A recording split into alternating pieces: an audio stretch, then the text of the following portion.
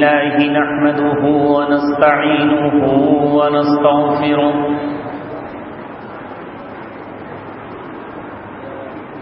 ونؤمن به ونتوكل عليه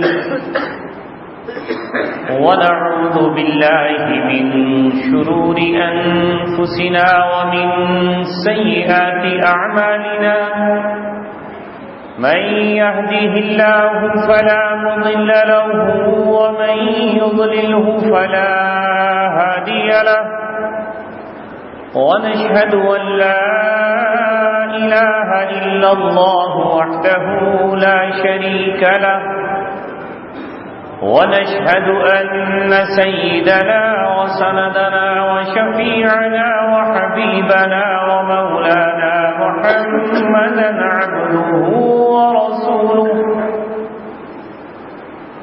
أرسله بالحق بشيرا ونذيرا وداعيا إلى الله بإذنه وسراجا منيرا وصلى الله عليه وسلم تسليما كثيرا كثيرا أما بعد قال الله تبارك وتعالى في كتابه الكريم ولا تقولوا لمن يقتل في سبيل الله أموات بل أحياء ولكن لا تشعرون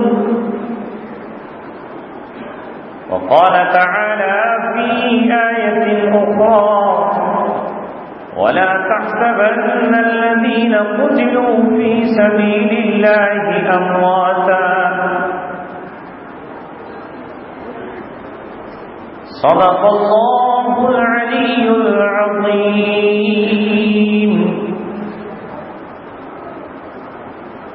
قال رسول الله صلى الله عليه وسلم لوددت أن أقتل في سبيل الله ثم أحيا ثم أقتل ثم أحيا ثم أقتل ثم أحيا أو كما قال رسولنا ونبينا محمد صلى الله عليه وسلم دور حیات آئے گا قاتل قضا کے بعد، دور حیات آئے گا قاتل قضا کے بعد، ہے ابتدا ہماری تیری انتہا کے بعد، تجھ سے مقابلے کی کسے تاب ہے بلے، میرا لہو بھی خوب ہے تیری حنا کے بعد۔ قتل حسین اصل میں مرگ یزید ہے، اسلام زندہ ہوتا ہے ہر کربلا کے بعد۔ تم یوں ہی سمجھنا کہ فنا میرے لیے ہے، پر غیب سے سامان بقا میرے لیے ہے۔ میں کھو کے تیری راہ میں سب دولت دنیا، سمجھا کہ کچھ اس سے بھی سوا میرے لیے ہے۔ توحید تو یہ ہے کہ خدا حشر میں کہہ دے یہ بندہ دو عالم سے خفا میرے لیے ہے۔ پیغام جو ملا تھا حسین ابن علی کو، پیغام جو ملا تھا حسین ابن علی کو، خوش ہوں وہی پیغام قضا میرے لیے۔ سرزمین شہباز اور اس شہباز کی اس عالیشان مسجد میں آپ حضرات تشریف فرما، ہر طرح سے ہر طرف سے میرے اور آپ کے لیے آج کی رات باعث برکت اور باعث سعادت ہے، اس لیے بھی کہ ہم آج کئی سالوں سے تعمیر ہونے والی اس عالیشان مسجد میں جگمگاتی نور برساتی روشنی میں جمع ہے۔ ایک طرف ان تمام لوگوں کے لیے جو اس مسجد سے وابستہ ہوئے، جنہوں نے اس مسجد میں اپنا تعاون دیا، مال دیا، اپنے وقت اور اپنی قربانیاں دی، ان کی قربانی اللہ تبارک و تعالیٰ کے یہاں اس شکل میں کل نظر آئے گی کہ ان کے مکان اس مسجد کے بدلے میں جنت میں تعمیر کر دیے گئے۔ یہ وہ عمل جس کی قبولیت کا وعدہ سرکار مدینہ صلی اللہ علیہ وسلم 1400 برس پہلے کر چکے ہیں، جسے آپ اپنے خطیبوں کی زبان سے سن چکے ہیں، جسے آپ کے مقرروں نے آپ کو بتایا۔ اللہ تبارک و تعالیٰ کے حبیب نے خبر دے دی ہے 1400 برس پہلے، من بنا مسجدا للہ بنا اللہ لہ بیتا فی الجنہ، جو اللہ تبارک و تعالیٰ کے لیے کوئی مسجد تعمیر کرے، اللہ تبارک و تعالیٰ اس کا گھر جنت میں بنے۔ اس موقع پر ہم جیسے گنہگار یہاں چلے آئے، یہی خوشی کچھ کم نہ تھی۔ ساتھ ہی ساتھ کل شام 1437 کا چاند نظر آیا اور اسلامی سال کا آج پہلا دن تھا۔ آج کا دن محرم کی پہلی تاریخ، اسلامی سال کا آغاز، اسلامی سال کی شروعات، اللہ تبارک و تعالیٰ نے اسی پہلی تاریخ میں ہمیں اور آپ کو جمع فرمایا۔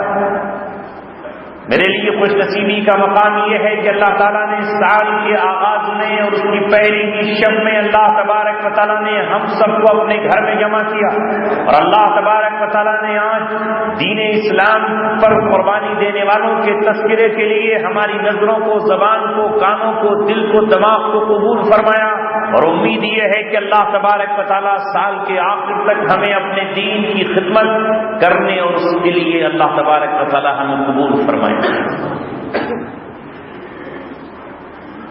انجام اس کے ہاتھ ہے، آغاز کر کے دیکھ، بھیگے ہوئے پروں سے بھی پرواز کرتے ہیں۔ اے عزیزو، دوستو اور ساتھی، وقت گزرتا چلا جا رہا ہے اور ہم 1436 سال پورے کر کے 1437ویں سال میں داخل ہو چکے ہیں۔ ہم اپنے سال کو کون سا سال کہتے ہیں، اس کی آج بتانے کی ضرورت ہے، اسے آج جاننے کی ضرورت ہے، اس لیے کہ روئے زمین پر ہم جس نام سے پہچانے جاتے ہیں وہ ہمارا نام ہے مسلمان۔ ہم نے جس دین کو اختیار کیا ہے اس دین کا نام ہے اسلام۔ ہم نے جس ذات کو اپنا رہبر اور رہنما مانا ہے وہ ذات اقدس ہے محمد رسول اللہ صلی اللہ علیہ وسلم۔ وہی ہمارے رہبر، وہی ہمارے رہنما، وہی شمس الضحیٰ، وہی بدر الدجا، وہی قمر البراق، وہی شافع المحشر، وہی احمد مجتبیٰ محمد مصطفیٰ۔ ان کے علاوہ نہ ہم نے دنیا میں کسی کو اپنا رہبر مانا ہے، نہ مان سکتے ہیں۔ سالار کارواں ہے، میر حجاز اپنا، اس نام سے ہے باقی۔ آرام جاں ہمارا، چین و عرب ہمارا، ہندوستان ہمارا، مسلم ہے، ہم وطن ہے، سارا جہاں ہمارا۔ ہزاروں رنگ بدلے اہل دنیا نے مگر ہم نے نہ اپنا کارواں بدلا نہ میرے کارواں بدلا۔ یہ پوری روئے زمین پر مہینہ محرم آتے ہی کیوں اس مہینے کی یادیں شروع ہو جاتی ہیں؟ ہوا کیا ہے اس مہینے میں؟ کیوں حضرت عمر رضی اللہ تعالیٰ عنہ کے زمانے میں جب ان کی شورا بیٹھی اور نظام حکومت چلانے والے افراد بیٹھے اور یہ طے پایا کہ جب ہر قوم کا اپنا کیلنڈر ہے، اپنے سال کا ایک نظام ہے، عیسائیوں کا اپنا کیلنڈر ہے، ان کے سال کا آخری مہینہ دسمبر ہے اور فرسٹ مہینہ ان کا جنوری ہے۔ ہندو دھرم کا بھی اپنا کیلنڈر ہے جو اس سے اپنا ورش مناتے ہیں۔ عربوں کے یہاں بھی اپنا کیلنڈر شروع ہو جاتا تھا، کوئی جب بڑا حادثہ پیدا ہوتا تھا تو ان کے یہاں بھی کیلنڈر شروع ہو جاتا تھا۔ آپ صلی اللہ علیہ وسلم کی بعثت سے پہلے وہ حساب لگا رہے تھے ابرہہ کے آمد سے۔ ابرہہ جب خانہ کعبہ کو ڈھانے کے لیے آیا تھا تو اس سال سے انہوں نے اپنا حساب لگانا شروع کر دیا تھا، اسے وہ عام الفیل کہا کرتے تھے، ہاتھیوں والوں کا سال، اس لیے کہ خانہ کعبہ ڈھانے کے لیے جو ابرہہ اپنا لشکر لے کر آیا تھا اس سے مقابلے کی طاقت تو اس وقت ان قبائل میں نہ تھی، اس کے لشکر کا مقابلہ کرنے کی قوت تو ان قبائل کے اندر موجود نہ تھی کہ اچانک انہوں نے آسمان سے پرندوں کے جھنڈ دیکھے اور اللہ تبارک و تعالیٰ کی طرف سے ان پرندوں نے ایک بہت معمولی سا کنکر پھینک کر انہیں بھوسا بنا دیا اور انہیں ختم کر دیا۔ یہ واقعہ عربوں کے لیے بہت اہم واقعہ تھا، یہ واقعہ عربوں کے لیے کوئی معمولی واقعہ نہیں تھا، اس لیے اپنی جنتری اور اپنی تاریخ کا حساب وہ اس سے لگا رہے تھے عام الفیل، ہاتھیوں کے سال کو، اب جو ہاتھی آنے والے سال کو پہلا سال ہو گیا، دوسرا ہو گیا، تیسرا ہو گیا۔ پھر اس واقعے کے تقریباً 40 سال کے بعد جب آمنہ کی گود اور آمنہ کی کوکھ سے محمد رسول اللہ صلی اللہ علیہ وسلم پیدا ہونے کے 40 سال کے بعد جب آپ غار حرا سے اقرا بسم ربک الذی خلق خلق الانسان من علق اقرا وربک الاکرم الذی علم بالقلم علم الانسان ما لم يعلم، ان آیات کو لے کر آئے تو گویا یہ نبوت کا اعلان تھا اور یہ اس بات کا اعلان تھا کہ آج کے بعد پچھلی جتنی شریعتیں ہیں وہ ختم کر دی گئی، تمام رسم و رواج اب ختم، اب دنیا پر وہی شخص محمد رسول اللہ صلی اللہ علیہ وسلم سے جو محبت کرے گا وہی اللہ تبارک و تعالیٰ کا چاہنے والا کہلائے گا۔ آج کے بعد حج ویسے ہوگا جیسے محمد رسول اللہ بتائیں گے، آج کے بعد خانہ کعبہ کا طواف ویسے کیا جائے گا جیسے آمنہ کا بیٹا بتائے گا۔ اب آمنہ کا بیٹا کوئی عام انسان نہیں ہے، اب اسے کوئی یہ نہ کہے کہ ہم نے اسے بکریاں چرانے والا دیکھا ہے، ہم نے اسے آئے ہم نے خدیجہ کے مال سے تجارت کرتے ہوئے دیکھا ہے، بلکہ اب یہ محمد رسول اللہ تھے۔ ما کان محمد ابا احد من رجالکم ولکن رسول اللہ وخاتم النبیین۔ یہ آیت اس لیے آئی کہ اس آیت نے اعلان کر دیا کہ محمد رسول اللہ خاتم النبیین ہیں، نہ ان کے اعلان کے بعد اگر کوئی شخص یہ کہتا ہے کہ میں نبی ہوں تو وہ جھوٹا ہے، کذاب ہے، لعین ہے، دجال ہے اور اسے زمین پر زندہ رہنے کا حق نہیں ہے۔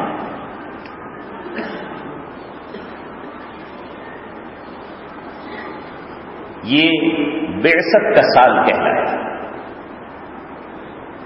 بعثت کے معنی اٹھانا، بھیجنا، اب اس سے حساب لگا جانے لگا۔ بعثت کو 1 سال ہو گیا، بعثت کو 2 سال ہو گیا، 3 سال ہو گیا، 4 سال ہو گیا۔ اس سے اہل ایمان حساب لگانے لگے۔ محمد رسول اللہ صلی اللہ علیہ وسلم کی بعثت نبوی کو اتنے سال ہو گئے، اتنا زمانہ ہو گیا، اب اس کو ختم کر دیا گیا ان لوگوں نے۔ آپ صلی اللہ علیہ وسلم پر اس 13 سال کے بعد وہ حکم آ گیا جو قرآن میں حدیث میں موجود ہے جسے ہجرت کہا جاتا ہے۔ آج کے نوجوان کا تو حال یہ ہے کہ وہ اپنے سال کو یہ بھی نہیں اسے پتہ چل سکتا کہ اس کے سال کو کون سا سال کہا جاتا ہے۔ مسلمانوں کا جو اسلامی سال ہے اس کو لکھتے وقت اس کے آگے ہا اور جیم بناتے ہیں، جس سے اشارہ ہوتا ہے ہجری، اور جو انگریزوں کا سال لکھا جاتا ہے اس پر عین بنا دیتے ہیں چھوٹی، اس سے عیسوی سال لکھا جاتا ہے۔ یہ کب سے طے ہوا؟ دنیا کی ہر قوم آج اپنے مذہب کی طرف لوٹ رہی ہے، اپنی روایات کی طرف لوٹ رہی ہے۔ چینلوں کے ذریعے نہ جانے کتنے چینل چلائے جا رہے ہیں، معصوم بچوں کے ذریعے، فلموں کے ذریعے کروڑوں کروڑ روپیہ ایک فلم پہ خرچ کیا جا رہا ہے، اور ان فلموں کے ذریعے میسج دیا جا رہا ہے کہ فلاں دھرم اور فلاں دین صحیح ہے، یہ صحیح ہے، یہ ٹھیک ہے، یہ صحیح ہے۔ کہیں شرک کی دعوت دی جا رہی ہے، کہیں کفر کی دعوت دی جا رہی ہے، کہیں اسلام سے بیگانہ کیا جا رہا ہے۔ اور ایسے میں امت مسلمہ کے لیے لازماً بالکل ضروری ہے، ان کے خطیبوں کی ذمہ داری ہے، ان کے ادیبوں کی ذمہ داری ہے، ان کے قلمکاروں کی ذمہ داری ہے، ان کے دھڑکتے ہوئے دلوں کی ذمہ داری ہے کہ اپنے ان معصوم بچوں کو جنہیں اسلام سے برگشتہ کرنے کے لیے آج ایک نہیں لاکھوں قسم کی کوششیں کی جا رہی ہیں، کہیں گیم کے ذریعے، کہیں کارٹونوں کے ذریعے، کہیں سیریلوں کے ذریعے، کہیں کسی اور چیزوں کے ذریعے، اس طرح سے آج ایک سیلاب ہے جو ہماری اولاد کو باہر لے جانا چاہتا ہے، ایک سیلاب ہے جو ہماری اولاد کو ہماری تاریخ سے برگشتہ کر دینا چاہتا ہے۔ آج وقت آ گیا ہے، مولانا علی میاں کی زبان میں جو انہوں نے اس ملک کے خطے میں پکار کر یہ کہا تھا کہ تم حضرت یعقوب کے ماننے والے ہو، تم سیدنا ابراہیم علیہ السلام کے ماننے والے ہو، تمہارے سلسلے میں ابراہیم علیہ السلام نے کہا تھا ملت ابیکم ابراہیم، تمہاری ملت ابراہیم علیہ السلام کی ملت ہے، ہوا سماکم المسلمین، تمہارا نام انہوں نے مسلمان رکھا ہے، انہوں نے تمہارا نام آج نہیں، اس زمانے میں تمہارا نام مسلمان انہوں نے رکھا تھا۔ ابراہیم نے اور حضرت یعقوب علیہ السلام نے اپنی اولادوں کو جمع کیا، ووصى بها ابراہیم بنیہ و یعقوب، ابراہیم علیہ السلام نے اور یعقوب نے اپنی اولادوں کو جمع کر کے اس وقت کہا تھا ما تعبدون من بعدی، بتاؤ میرے بعد تم کس کی عبادت کرتے ہو؟ ابراہیم کس سے پوچھ رہے ہیں؟ اپنے بیٹوں سے۔ ان کے بیٹے ایسے نہیں ہیں جیسے ہمارے بیٹے، ان کا ایک بیٹا اسماعیل ہے۔ کاش واقع کربلا کو سمجھنے کی ہمارے پاس صلاحیتیں ہوتی اور ہمارے دماغ اور ہماری عقل روشن ہوتی۔ کاش ہمارا دماغ اتنا روشن ہوتا جس طرح ہماری آنکھ اس روشنی کو دیکھ رہی ہے۔ آج تو حال یہ ہے کہ ہمارے دماغ اس مچھلی کی طرح ہو گئے ہیں، جو مچھلی پانی سے باہر نکال دی جائے تو وہ سڑ جاتی ہے، اور جب مچھلی سڑتی ہے تو پیر کی طرف سے نہیں سڑتی، پونچھ کی طرف سے نہیں سڑتی، وہ سر کی طرف سے سڑتی ہے۔ کسی شاعر نے صحیح کہا ہے، یہ لوگ پاؤں سے نہیں ذہن سے اپاہج ہیں، یہ لوگ پاؤں سے نہیں ذہن سے اپاہج ہیں، ادھر چلتے ہیں جدھر رہنما چلاتا ہے۔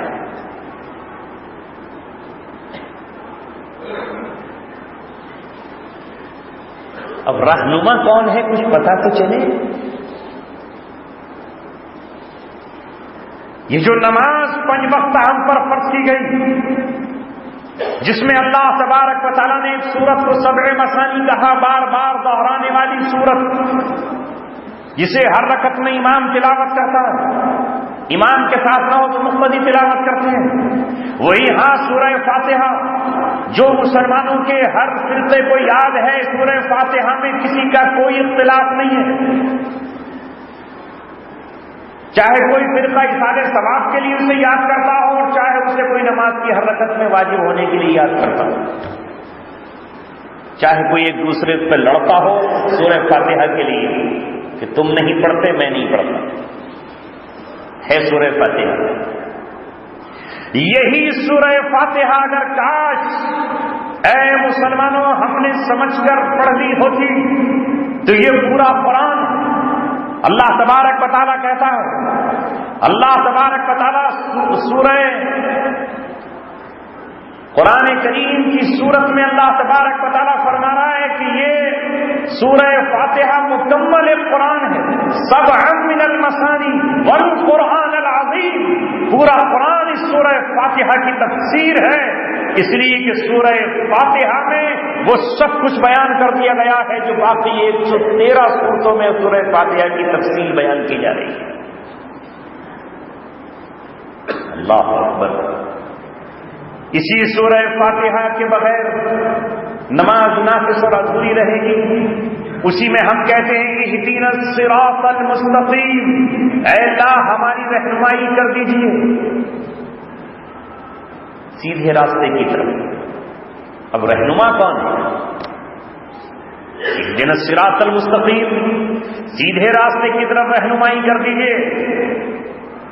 تو قرآن میں خود یہ معلوم کیا جا رہا ہے کہ اے اللہ ہماری رہنمائی سیدھے راستے کی طرف کیجیے۔ تو سیدھے راستے پر چلنے والے کون؟ الذین انعمت علیہم، جن پر تیرا انعام نازل ہوا۔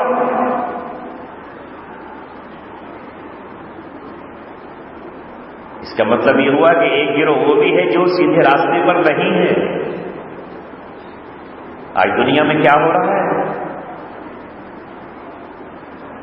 آپ دیکھتے ہیں بہت سارے کیمپ لگتے ہیں، میٹنگیں ہوتی ہیں، یعنی کیا کیا ہوتا ہے، اور لوگ کہتے ہیں کہ سب لوگ سیدھے راستے پہ چل رہے ہیں، غلط تو کوئی ہے ہی۔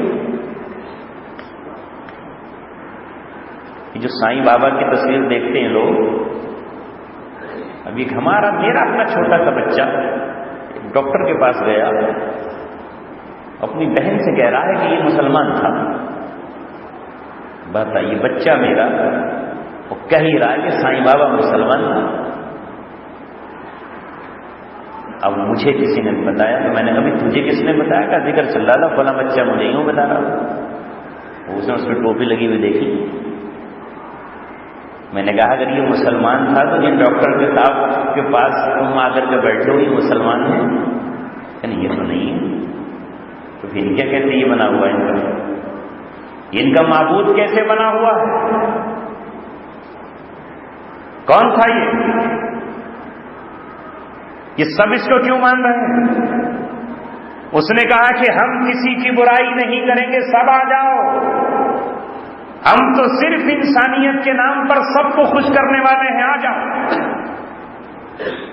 جو چاہے ہمارے یہاں جائے، نہ ہم کسی سے نفرت کریں نہ کسی سے محبت کریں، ہم نہ کسی کو جھڑکیں نہ کسی کو کچھ کریں، ہم سب کا ساتھ دینے والے، لہذا سب نے اس کو معبود بنا لیا۔ مگر یاد رکھیے اسلام وہ نہیں ہے جو سورہ فاتحہ ہر فرقے کا بندہ پڑھ رہا ہے اس پر لازم ہے کہ وہ سورہ فاتحہ کی ایک ایک آیت کا تفسیر پڑھتا ہوا چلا جائے، اس کے ترجمے پر غور کرے جب وہ یہاں پر پہنچے ایاک نعبد و ایاک نستعین، ہم صرف تیری ہی عبادت کرتے ہیں اور تیرے علاوہ ہم کسی کی عبادت نہیں کرتے۔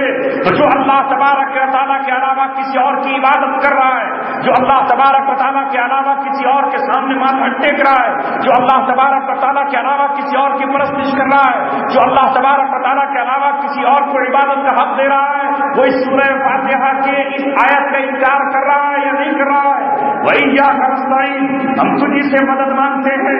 ہم اس ابراہیم علیہ السلام کی ملت پر ہیں کہ جب وہ آگ کے انداروں کی طرف بھیجا گیا تو جبرائیل اس کے پاس آ کر کہتے ہیں اگر ضرورت ہو تو میں کچھ مدد کروں؟ کہا نہیں، میں نے جو کچھ کیا ہے اللہ تبارک و تعالیٰ کے لیے کیا ہے۔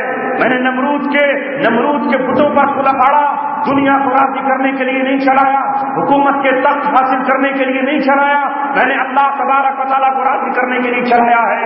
اگر اللہ تبارک و تعالیٰ مجھے چاہے گا کہ میں زندہ رہوں اور نمرود سے میرا اور مقابلہ ہوتا رہے تو وہ مجھے بچانے پر قادر ہے۔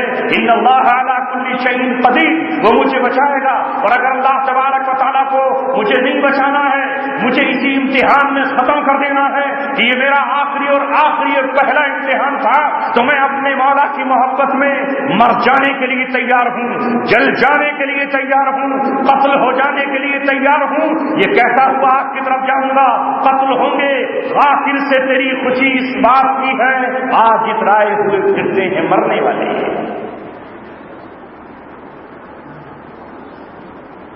شاعر نے کہا تو چاہے قاتل کی طرف جانے سے مت روک مجھے، میرا مقصد ہی شہادت ہے، تجھے کیا مانگا؟ تجھے کیا مانوں؟ نہیں مانگی جبرائیل کی بھی مدد، نہیں میکائیل سے مدد لی، دیگر فرشتوں کو انکار کر دیا۔ تو جس کے لیے نمرود سے پنجہ ڈالا تھا، جس کے لیے نمرود کی حکومت کو چیلنج کیا تھا، جس کے لیے مصلحتوں کے تمام پیمانے توڑ دیے تھے، جس کے لیے اپنی جان کا سودا اللہ تبارک و تعالیٰ سے کیا تھا، اس اللہ تبارک و تعالیٰ نے فرشتوں سے کہا کسی کو مدد کی جانے کی ضرورت نہیں ہے، ابراہیم میرا ہے، ہوا خلیلی و حبیبی، وہ میرا دوست ہے اور میرا ہے، آگ میری مخلوق ہے، میں دیکھتا ہوں آگ کیسے جلائے گی۔ اللہ تبارک و تعالیٰ نے اسی وقت آگ کو حکم دیا یا نار کونی بردم و سلام علی ابراہیم۔ ابراہیم کو پہلے نہیں بتایا گیا تھا کہ یہ آگ تمہارے لیے گلزار بن جائے گی، ان سے پہلے نہیں کہا گیا تھا یہ آگ تمہارے لیے خوشبوؤں کا محل بن جائے گی، ان سے پہلے نہیں بتایا گیا تھا یہ آگ تمہارے لیے چمن بن جائے گی، ان سے نہیں کہا گیا تھا کہ تمہارا باغ بیکا نہیں کرے گی، بلکہ وہ تو آگ کی طرف جا رہے ہیں مسکراتے ہوئے کہ اگر میرے رب کو مجھے زندہ رکھنا ہے تو وہ آگ میں بھی زندہ رکھے گا، اور اگر مجھے جل جانا ہے مر جانا ہے تو ایک جان نہیں اللہ تبارک و تعالیٰ پر 100 جانیں مجھے فنا کر دینی ہے۔ لیکن ابھی آگ میں پہنچنے سے پہلے اللہ تبارک و تعالیٰ نے آگ سے کہا، جس کی گواہی خود اللہ تبارک و تعالیٰ نے اپنی آخری کتاب قرآن مقدس میں دی ہے۔ اللہ فرماتا ہے ہم نے کہا قلنا یا نار کونی بردا و سلاما علی ابراہیم، اے آگ نمرود کے قید خانے سے نکل کر، نمرود کی قید سے نکل کر، نمرود کے ظلم و ستم سے نکل کر میرا حبیب اور میرا خلیل تیرے اندر آرام کرنے کے لیے آ رہا ہے، تجھے اس کے کپڑوں تو درکنار روئیں تک کو نہیں چل رہا۔ یہ ہے ایاک نستعین کا مفہوم، تیری ہی ہم عبادت کرتے ہیں اور تجھی سے ہم مدد مانگتے ہیں۔ ہم کہہ رہے ہیں نہیں جو اللہ تبارک و تعالیٰ کے علاوہ کس کی بھی بات کر رہے ہیں وہ بھی سب صحیح ہیں، ہم بھی صحیح ہیں۔ عیسائی بھی اپنی جگہ ٹھیک ہیں، چونکہ وہ اللہ تبارک و تعالیٰ کی بیوی بنا دیا انہوں نے حضرت مریم کو، وہ بھی ٹھیک ہے، کہاں پر عیسیٰ علیہ السلام اللہ کے بیٹے ہیں، عیسائی کیا برا کہہ رہے ہیں؟ اور جبرائیل اللہ تبارک و تعالیٰ کا ایک حصہ ہے، 3 مل کے اللہ تعالیٰ بنتے ہیں، یہ عیسائیوں کا ایمان اور عقیدہ ہے۔ ایک روح القدس، ایک عیسیٰ خود، ایک اللہ تبارک و تعالیٰ، تینوں مل کر کے اللہ بنتے ہیں۔ اب کہنے والے کہہ رہے ہیں ان کا راستہ بھی ٹھیک ہے، اور کس نے کہا؟ کاش سورہ فاتحہ کی اس آیت کو سمجھ لیتے جس میں اللہ تعالیٰ نے کہا اہدنا الصراط المستقیم، اے اللہ ہماری سیدھے راستے کی طرف رہنمائی کر دیجیے۔ سیدھا راستہ کون سا ہے؟ آپ کہیں گے یہ ہے نا سیدھا راستہ جو رامپور سے کلکتہ تک جاتا ہے، لاہور سے چل کے پشاور سے G T road, Grand Trunk road بالکل سیدھا جاتا، کہیں نہیں مڑتا، یہ ہے سیدھا راستہ، اس سے تو چلتا ہوں۔ صراط الذین انعمت علیہم، ان لوگوں کا راستہ جن پر تیرا انعام نازل ہوا ہے، اور انعام کن پہ نازل ہوا ہے؟ اولئک الذین انعم اللہ علیہم من النبیین، وہ نبیوں کا راستہ ہے، والصدیقین، اور اس جماعت کا راستہ ہے جو نبیوں کی تصدیق کرتی ہے، والشہداء، اور ان لوگوں کا راستہ ہے جو نبیوں کے راستے پر اس کی حفاظت کرتے کرتے اپنے جسم کے خون کو نچوڑ کر رکھ دیتے ہیں، جو اپنی گردنیں کٹا دیتے ہیں، جو شہادت کے جام پی لیتے ہیں، جو شہادت کے تاج پہن لیتے ہیں، جو محبت میں اسلام اور دین کی بیویوں کو بھول جاتے ہیں کہ میری بیوی یہ کہیں کہ بیوہ تو نہ ہو جائے، میرے بچے یتیم تو نہ ہو جائیں، اس راہ پر چلتے ہیں جس راہ پر سیدنا ابراہیم چلے، اس راہ پر چلتے ہیں جس راہ پر حضرت حمزہ چلے، اس راہ پر چلتے ہیں جس راہ پر حضرت موسیٰ علیہ السلام چلے، اس راہ پر چلتے ہیں جس راہ پر حضرت حسین ابن علی رضی اللہ تعالیٰ عنہ اور ان کا گھرانہ چلا۔ یہ مہینہ یقیناً جب تک قیامت آئے گی، جب تک مسلمان روئے زمین پر باقی رہیں گے، یہ ہجرت کی یاد بھی تازہ کرتا رہے گا۔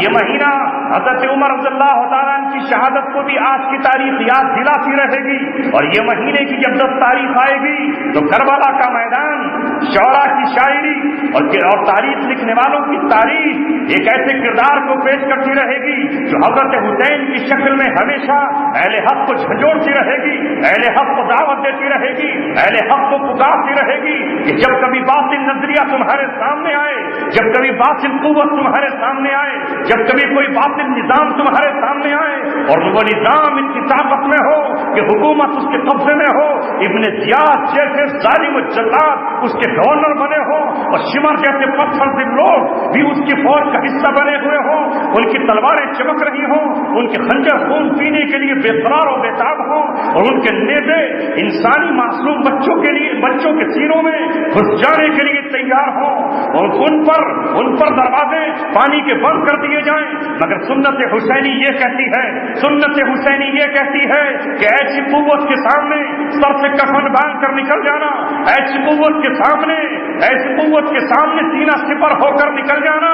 اسلام یہ کہتا ہے کہ تم نے ایک اللہ کے سامنے سر جھکانا سیکھا ہے، تم نے ایک اللہ تبارک و تعالیٰ کو لا الہ الا اللہ کی شکل میں، اللہ اکبر کہنے کی شکل میں معبود مانا ہے، لا معبود الا اللہ کی تم نے رٹ لگائی ہے، لا معبود الا اللہ، لا مسجود الا اللہ، اللہ کے علاوہ کسی کو سجدہ نہیں کیا جائے گا، تو چاہے وہ سجدہ کرانے کی قوت کبھی نمرود کی شکل میں نمودار ہو یا فرعون کی شکل میں ظاہر ہو یا شداد کی شکل میں کبھی اجاگر ہو یا کبھی جالوت کی شکل میں وہ دنیا پر زندہ نہیں ہو یا کبھی وہ یزید بن کر کے تخت شاہی پر بیٹھ کر یہ کہے کہ نہیں ہر حال میں ہمارے ہاتھ پر بیعت کرنی ہوگی، تو حضرت علی فاطمہ کا لخت جگر، حضرت علی کا نور نظر، حضرت حسن کا چھوٹا بھائی اپنے خاندان کے ساتھ اعلان بغاوت کرے گا اور بغاوت کرتے ہوئے یہ کہے گا کہ محمد رسول اللہ صلی اللہ علیہ وسلم کے ہاتھ پر بھی جن لوگوں نے بیعت کی تھی اس بیعت میں یہ شرط شامل تھی کہ ہم نے بیعت کی ہے بالمعروف، معروف میں ہم نے آپ پر بیعت کی ہے۔ جن لوگوں نے ابوبکر صدیق سے بیعت کی تھی انہوں نے بیعت میں شرط لگائی تھی وَنَقُولُ الْحَقَّ حَيْثُ كُنَّا، ہم حق بات کہہ کر رہیں گے چاہے ہم کسی مقام پر ہوں، وَلَا نَخَافُ فِي اللَّهِ لَوْمَةَ لَائِمٍ، اور ہم کسی ملامت کرنے والے کی ملامت کی پرواہ نہیں کریں گے۔ جب بیعت حضرت عمر سے ہوئی تھی تو انہی الفاظ کے ساتھ ہوئی، انہی الفاظ کے ساتھ بیعت حضرت عثمان غنی سے ہوئی، انہی الفاظ کے ساتھ بیعت حضرت علی مرتضیٰ سے ہوئی۔ لہذا اس بیعت میں جب یہ ہے کہ ہم معروف میں اطاعت کریں گے اور جب یہ دیکھیں گے کہ ہم معروف نہیں ہو رہا ہے تو بیعت توڑ بھی دیں گے اور کسی ظالم کی بیعت نہیں۔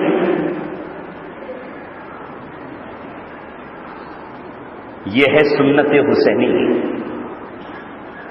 جو عین سورہ فاتحہ کی تفسیر کی طرح چلتی ہے۔ کون ہے وہ لوگ جنہیں رہنما مانا جائے؟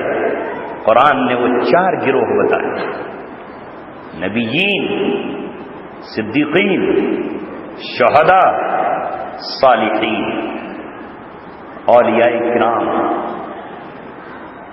اب اولیاء کون ہو جائیں گے آج کے دور میں؟ تو میرے خیال میں تو ہم میں سے کوئی بھی، کیونکہ پہلے زمانے میں لوگ اولیاء کرام کی کرامت دیکھتے تھے، تو آج تو سارے سائنٹسٹ اولیاء بن جانے چاہیے، ہر روز نئی کرامت آ رہی ہے۔ پہلے لوگ دیکھتے تھے کہ صاحب یہ ہوا میں اڑ رہے ہیں، بس ان سے پہنچا ہوا کون ہے، تو آج تو سبھی ہوا میں اڑ رہے ہیں، تو آپ بھی اڑ رہے ہیں ہوا میں۔ اس لیے علماء نے طے کر دیا کہ ولی وہ کہلائے گا الذین آمنوا وکانوا یتقون، پہلی شرط یہ ہے کہ وہ مومن ہو، دوسری شرط یہ ہے کہ وہ متقی بھی ہو۔ چرس، گانجا، بھنگ، اسمیک، شراب یہ پینے والا ولی ہو جائے گا؟ سٹے کے نمبر بتانے والا اور جوئے کھلانے والا اور ماں بہن کی لفاڑی کی طرح گالی نکالنے والا یہ ولی کیسے ہو جائے؟ اگر یہ سمجھے کہ اب ہوا میں اڑ جانا یہ کرامت ہے، اس لیے علماء نے اس زمانے میں لکھ دیا عقائد کی کتابوں میں کہ اگر آپ کسی مشرک کو، کسی کافر کو، کسی بت پرست کو جس کو دیکھو کہ ایمان نہیں ہے اور وہ ہوا میں بھی اڑ رہا ہے تو یہ استدراج ہے، یہ کرامت نہیں ہوگی، یہ کرامت نہیں ہوگی، یہ استدراج ہے، یہ استدراج ہے۔ یہ تو ہو سکتا ہے کوئی آدمی پیروں پر کیمیکل لگا کر کے آگ پہ بھی چل رہا ہو۔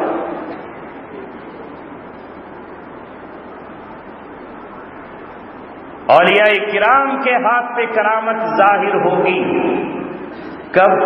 جب اللہ چاہے، جب اللہ تبارک و تعالیٰ چاہے گا انبیاء کرام کے ہاتھ پر معجزہ ظاہر ہوگا کب؟ جب اللہ تبارک و تعالیٰ چاہے گا. اللہ تبارک و تعالیٰ کے انبیاء کرام سے معجزے طلب کیے گئے.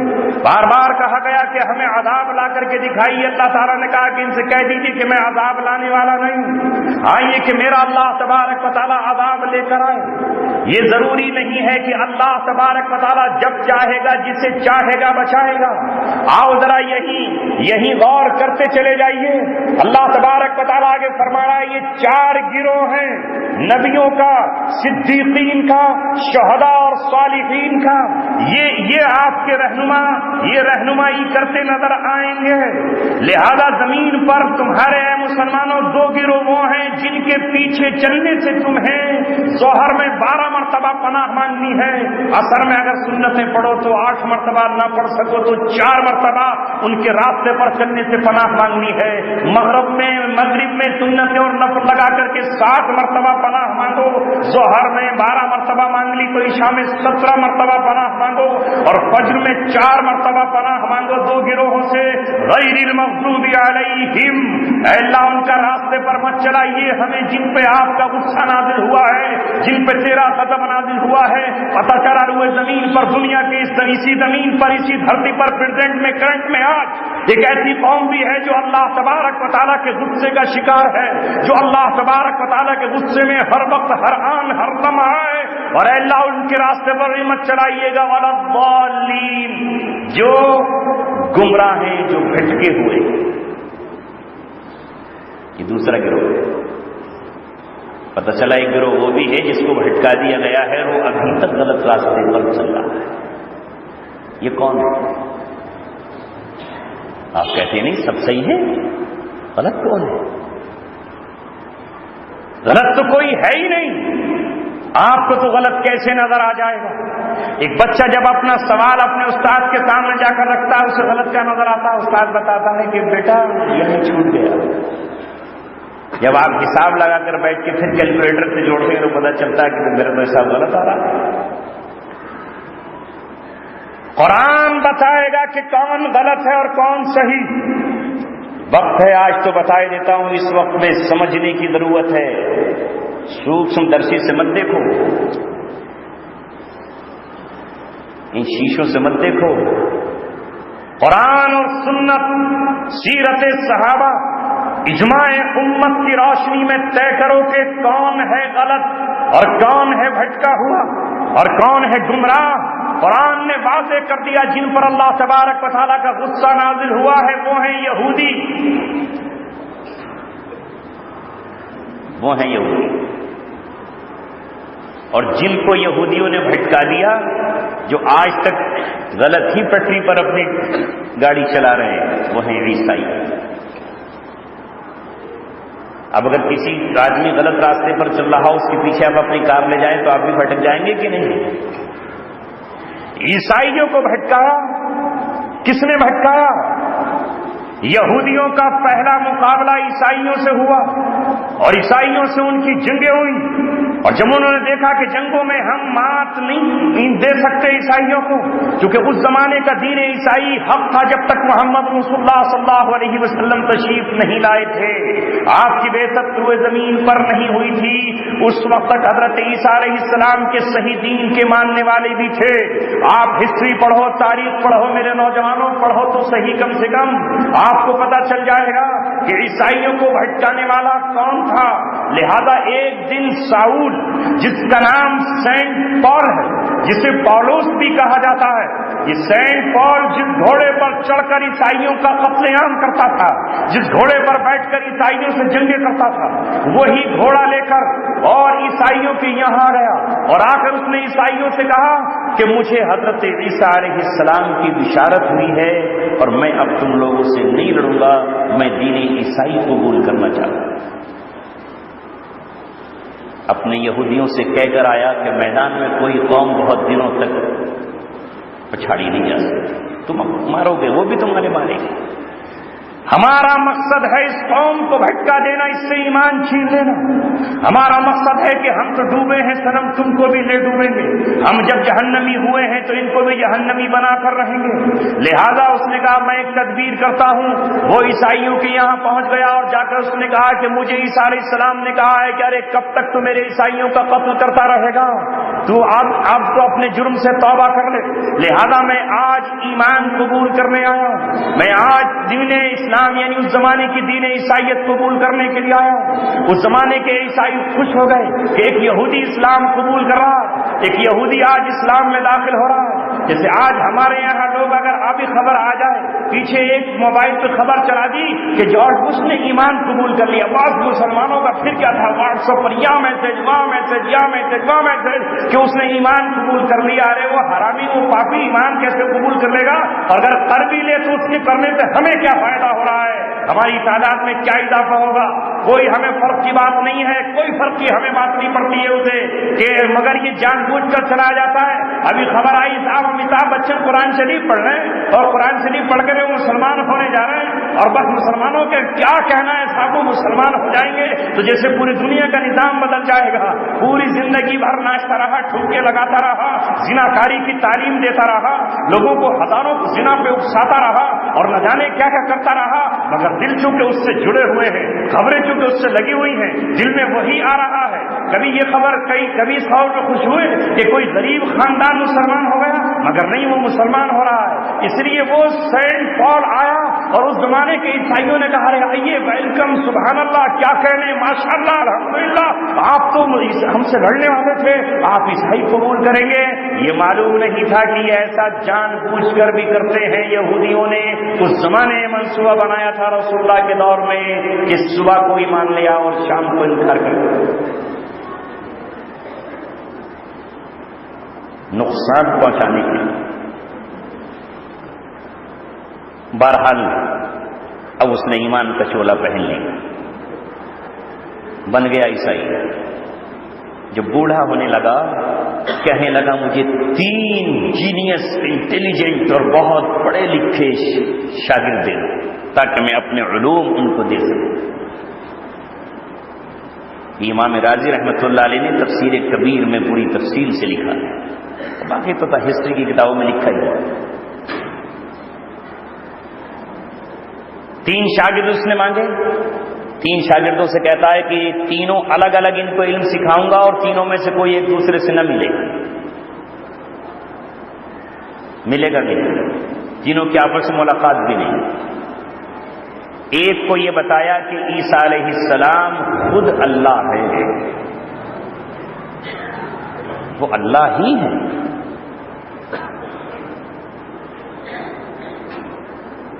وہ تو بندوں سے محبت تھی انہیں، اللہ کو، اپنے گناہگار بندوں کو اللہ سزا نہیں دینا چاہتا تھا، اس لیے انسان کی شکل میں آیا اور انسان کے روپ میں آ کر خود سولی پہ چڑھ گیا تاکہ سارے بندوں کی طرف سے وہ سزا خود بھگت لے۔ اس لیے عیسیٰ کوئی اور نہیں، اللہ ہی ہے۔ دوسرے شاگرد سے کہا کہ عیسیٰ اللہ تبارک و تعالیٰ کے بیٹے ہیں۔ دیکھو عیسیٰ کی کوئی ماں نہیں، ماں ہے بس صرف باپ نہیں، لہذا جب باپ نہیں تو ان کا باپ کون؟ تو اللہ تبارک و تعالیٰ ہی ان کے باپ ہیں، لہذا وہ اللہ تبارک و تعالیٰ کے خاص و خاص بیٹے ہیں۔ دوسرے شاگرد کے ذہن میں یہ بات ڈال دی کہ عیسیٰ علیہ السلام اللہ کے بیٹے ہیں، اور تیسرے کو جا کر کہا کہ اللہ 3 مل کے بنتے، ایک روح القدس، روح الامین، دوسرا خود اللہ اور ایک اس کا بیٹا، 3 ملتے ہیں تو اللہ بنتا ہے۔ اور ان تینوں شاگرد کو اس نے 3 الگ الگ علاقوں میں پھیلا دیا۔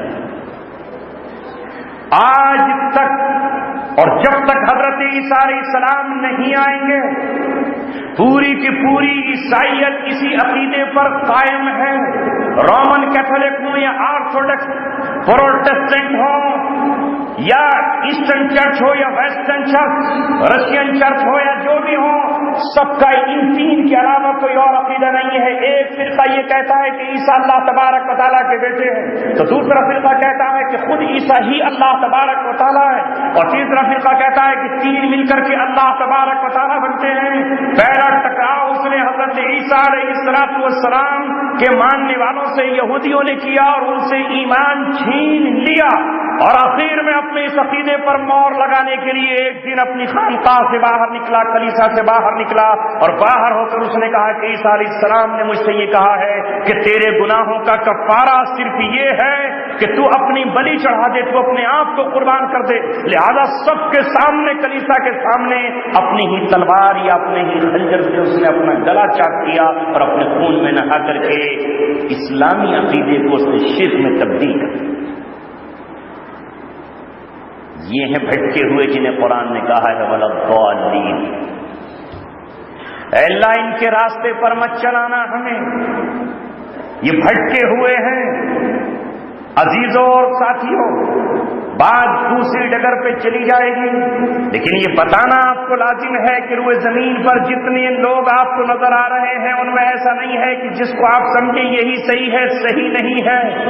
صحیح وہ ہے جو قرآن، حدیث، سنت اور صحابہ کے طریقے پر چل رہا ہے، وہ جو اللہ تبارک و تعالیٰ کو ایک مانتا ہے، جس نے کہا قل هو اللہ احد، جو سورہ اخلاص پڑھتا ہے اور کہتا ہے اللہ تبارک و تعالیٰ ایک، لم یلد ولم یولد، نہ اللہ تبارک و تعالیٰ کے کسی کا بیٹا ہے، نہ اللہ تبارک و تعالیٰ کے کوئی بیٹی اور بیٹا ہے، نہ اس نے کسی کو جنا، نہ وہ کسی سے جنا ہے. ولم یکن لہ کفوا احد، اور اللہ تبارک و تعالیٰ کے برابر کوئی نہیں ہو سکتا، کوئی بادشاہ نہیں ہو سکتا اور کوئی وزیر نہیں ہو سکتا ہے. لہذا دنیا میں جو شخص بھی یہ یقین رکھتا ہے کہ فلاں بادشاہ اللہ تبارک و تعالیٰ کا اوتار بن کے خود اللہ اس کے اندر سما گیا، وہ غلط کہتا ہے. چاہے وہ اس ملک کا ہو یا اس ملک سے باہر کا ہو، عیسائی چاہے کتنا ہی راگ الاپے کہ اللہ تبارک و تعالیٰ عیسیٰ کی شکل میں زمین میں آ گیا، وہ جھوٹے ہیں، غلط ہیں. انہوں نے وہ بات کہی ہے جسے قرآن نے کہا ہے یہ وہ کلمہ ہے جس سے آسمان پھٹ جائے اور زمین شق ہو جائے. یہی بات ہے کہ اللہ تبارک و تعالیٰ نے بار بار کہا سبحانک بہتان عظیم، یہ بہت بڑا بہتان ہے. یہی بات ہے کہ اللہ تبارک و تعالیٰ نے ہم سے نماز شروع کراتے وقت کہو اپنی نماز کی ابتدا کس سے کرو، سبحانک اللہم، اے وہ ذات، اے میرے اللہ تیری ذات پاک ہے. جو تیرے ساتھ جانور کو شریک کرتا ہے اس سے تیری ذات پاک ہے، جو پتھروں کو شریک کرتا ہے اس سے تیری ذات پاک ہے، جو تیرے ساتھ نبیوں کو شریک کرتا ہے اس سے تیری ذات پاک ہے، جو تیرے ساتھ کسی اور کو شریک ٹھہراتا ہے اس سے تیری ذات پاک ہے. نہ کوئی رسول تیرا ہمسر ہے، نہ کوئی فرشتہ تیرا ہمسر ہے. جبریل اپنے آپ میں کتنا ہی بڑا فرشتہ ہو مگر وہ تیری مخلوق ہے. یہ سورج کتنا ہی بڑا گولا کیوں نہ ہو مگر یہ تیری مخلوق ہے.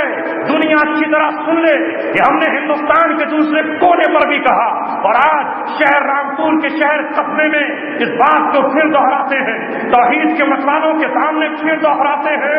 یہ امت مسلمہ محمد رسول اللہ صلی اللہ علیہ وسلم کے دین پر چلتی ہے، اس لیے سورج اللہ تبارک و تعالیٰ کی مخلوق ہے. ہم اسے خالق نہیں مانتے، ہم اس سورج کو مالک نہیں مانتے، ہم اس سورج کو دیوتا نہیں مانتے. سورج کے اگنے اور سورج کے چھپنے سے ہمیں کوئی لینا دینا نہیں ہے. ہم سورج کی نہ کل پوجا کرتے تھے، نہ آج پوجا کرتے ہیں، نہ کل پوجا کریں گے. لا اعبد ما تعبدون ہمارا اعلان ہے. جس کی تم عبادت کرتے ہو اس کی ہم عبادت نہیں کرتے، اور جس کی ہم کرتے ہیں اس کی تم نہیں کرتے. لا اعبد ما تعبدون، یہ چھپنے والا، یہ غائب ہو جانے والا، یہ گرہن لگ جانے والا سورج یہ خالق نہیں ہو سکتا. یہ اللہ تبارک و تعالیٰ کی مخلوق ہے. اس کے ادے پر اور اس کے حق پر ہمیں حکم یہ ہے کہ ہم نماز ادا نہ کریں.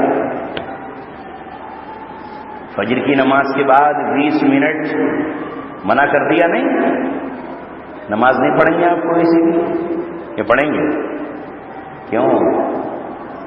سورج ادے ہو رہا ہے، نکل رہا ہے، اس لیے اللہ تبارک و تعالیٰ نے کہا کچھ لوگ اس وقت سورج کی پرستش کر رہے ہیں میرے ماننے والوں، کہیں ایسا نہ ہو کہ تم قبلے سے کعبے سے مغرب کی طرف میں رہتے ہو اور تمہارا منہ ہو کعبے کی طرف اور اس طرح تمہارا اچانک رخ ہو جائے سورج کی طرف اور دیکھنے والا شیطان یا کوئی شخص یہ سمجھے کہ تم بھی اس وقت میں سورج کی پرستش کر رہے ہو۔ نہیں، سورج کے نکلنے کے فوراً بعد نماز فجر کا وقت ختم ہو گیا، نفلی نماز ہو یا واجب نماز، سنت نماز ہو یا تمہاری منت کی نماز، اے مجھے ماننے والے موحد، اے اللہ تبارک و تعالیٰ پر ایمان لانے والے، اب شیطان نے جہاں سے سورج نکل رہا ہے وہاں اپنے دونوں سینگوں کو رکھ دیا ہے اور وہ اپنے ماننے والوں سے کہہ رہا ہے پرستش کرو سورج کی، اور پھر اللہ تبارک و تعالیٰ کو چیلنج کرتے ہوئے کہتا ہے یہ ہے تیرے ہاتھوں کا بنایا ہوا انسان جو مجھے میری پرستش کر رہا ہے۔ اللہ تبارک و تعالیٰ نے محمد عربی صلی اللہ علیہ وسلم سے کہلوایا اپنی امت سے کہہ دو کہ سورج کے نکلنے سے لے کر کے جب تک وہ سوا نیزے تک نہ پہنچ جائے تمہیں سجدہ ہی نہیں کرنا ہے، اس وقت یہ سجدہ حرام۔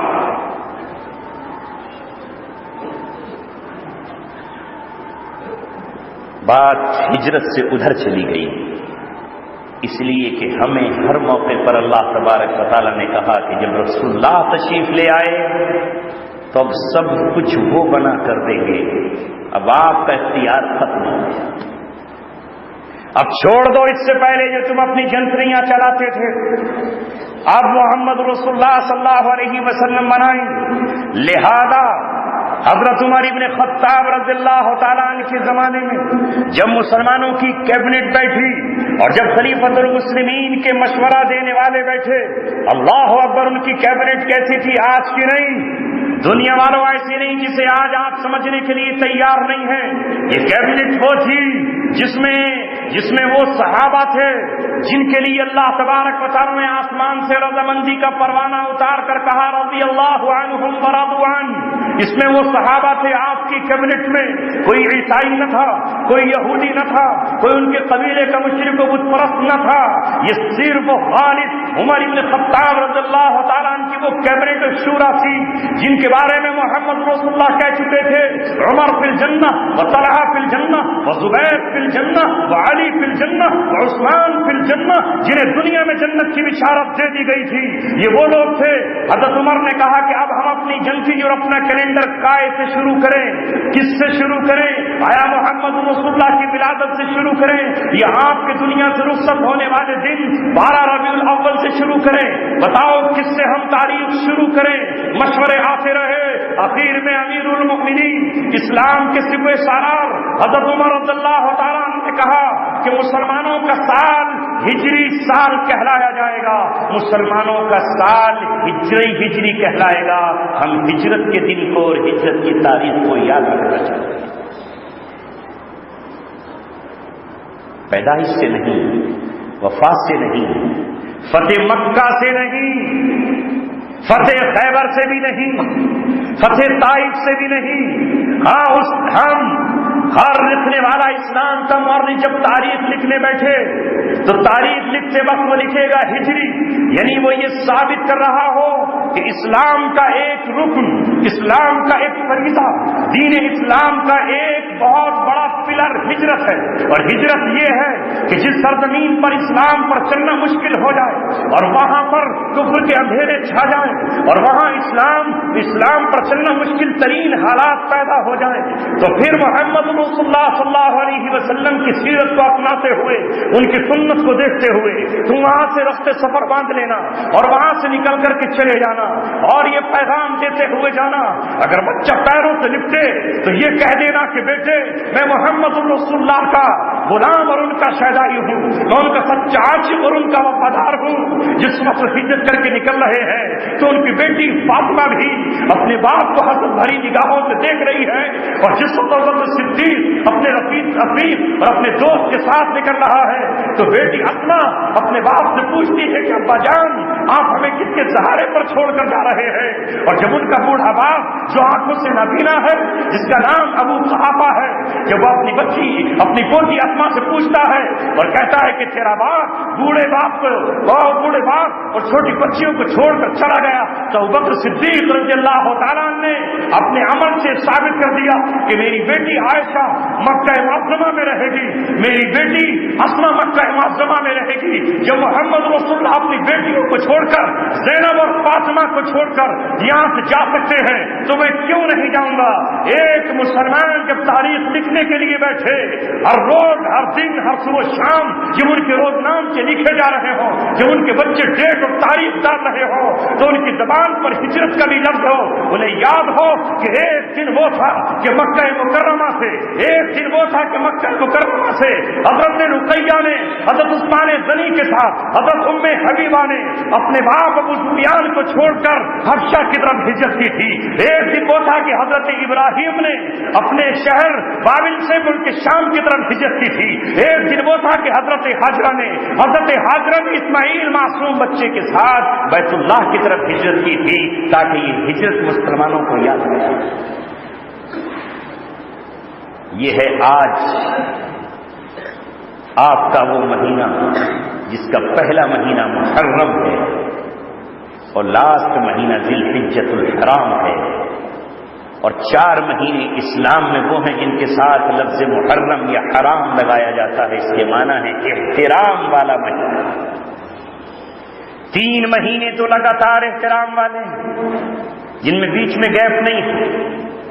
ذی قعدۃ الحرام جو حج سے پہلے گزرا، ذی الحجۃ الحرام جو ابھی گزرا، محرم الحرام جو یہ اب چل رہا، یہ 3 مہینے حرمت والے احترام والے مہینے ہیں۔ اور ایک مہینہ ہے رجب کا مہینہ جو شعبان سے پہلے آتا ہے، جس مہینے میں معراج کا سفر ہوا ہے، وہ رجب کا مہینہ وہ حرمت والا مہینہ کہلاتا ہے۔ یہ 4 مہینے 12 مہینے میں سے اللہ تبارک و تعالیٰ کے یہاں احترام کے مہینے ہیں۔ مسلمانوں کا اسلامی سال محرم الحرام سے شروع ہوتا ہے اور ذی الحجۃ الحرام پہ ختم ہوتا ہے۔ مگر ہائے افسوس کہ جس نبی نے جن قوموں کے پیچھے چلنے سے روکا تھا، جس قرآن نے جن لعنت زدہ قوموں کی اتباع سے منع فرمایا تھا، آج چند دیوانوں، چند غلاموں، چند عاشقوں کو چھوڑ کر امت کا بیشتر حصہ انہی گمراہوں کے پیچھے چل رہا ہے، انہی کے پیچھے چل رہا ہے، ہر حساب انہی کی طرح لگایا جا رہا ہے۔ ہم اس مہینے میں جمع ہوتے ہیں، مگر مجھے بتائیے آج پہلی محرم ہے، آج اس پہلی محرم پر کتنے لوگوں کو حضرت عمر بن خطاب رضی اللہ تعالیٰ عنہ کی یاد آئی ہے؟ آج ان کا یوم شہادت ہے۔ حضرت عمر رضی اللہ تعالیٰ عنہ جن کے بارے میں قرآن کی آیات اتری ہیں کہ جن کے دل کی باتوں کو اللہ تبارک و تعالیٰ نے مکمل کیا ہے، جن کے بارے میں اللہ کے رسول صلی اللہ علیہ وسلم نے جھولی پھیلا کر ایمان لانے کی دعا مانگ کر اسلام کو قوت اور اسلام کو تقویت کی دعا مانگی تھی، یہ آج ہی کا وہ دن تھا جو حضرت عمر رضی اللہ تعالیٰ عنہ کی شہادت تھی۔ مگر کیا امت کو یاد نہیں آتی؟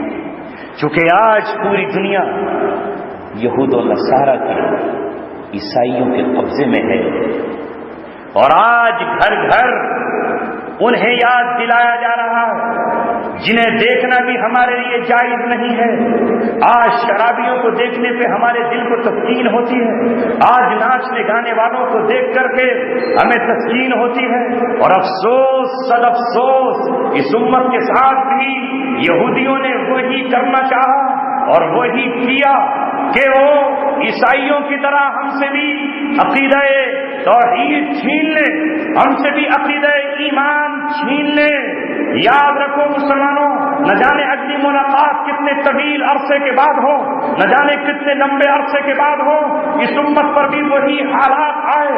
جب ان کا ٹکراؤ مسلمانوں سے ہوا الحمدللہ، تو اب محمد رسول اللہ صلی اللہ علیہ وسلم صرف سالار تھے اور ہے اور قیامت تک رہیں گے، اور یہ امت محمد رسول اللہ صلی اللہ علیہ وسلم کی عیسائیوں کی طرح گمراہ اس لیے نہیں ہو جائے گی کہ اس کے پاس قرآن ہے، اس کے پاس ملت بیٹا ہے، جس کے بارے میں محمد رسول اللہ نے کہا ہے لیلھا کنہارھا، اس کی راتیں بھی اس کے دن کی طرح روشن ہیں، اس کی راتیں بھی دن کی طرح روشن ہیں۔ اس امت کو کون گمراہ کرے گا؟ جب کوئی گمراہ کرنے کے لیے اٹھے گا تو رب دو جہاں کی قسم اس امت کو اپنے خون سے سینچنے والے، اس امت کو خون سے سینچنے والے اور سیراب کرنے والے ہر دور میں کھڑے ہوتے رہیں گے۔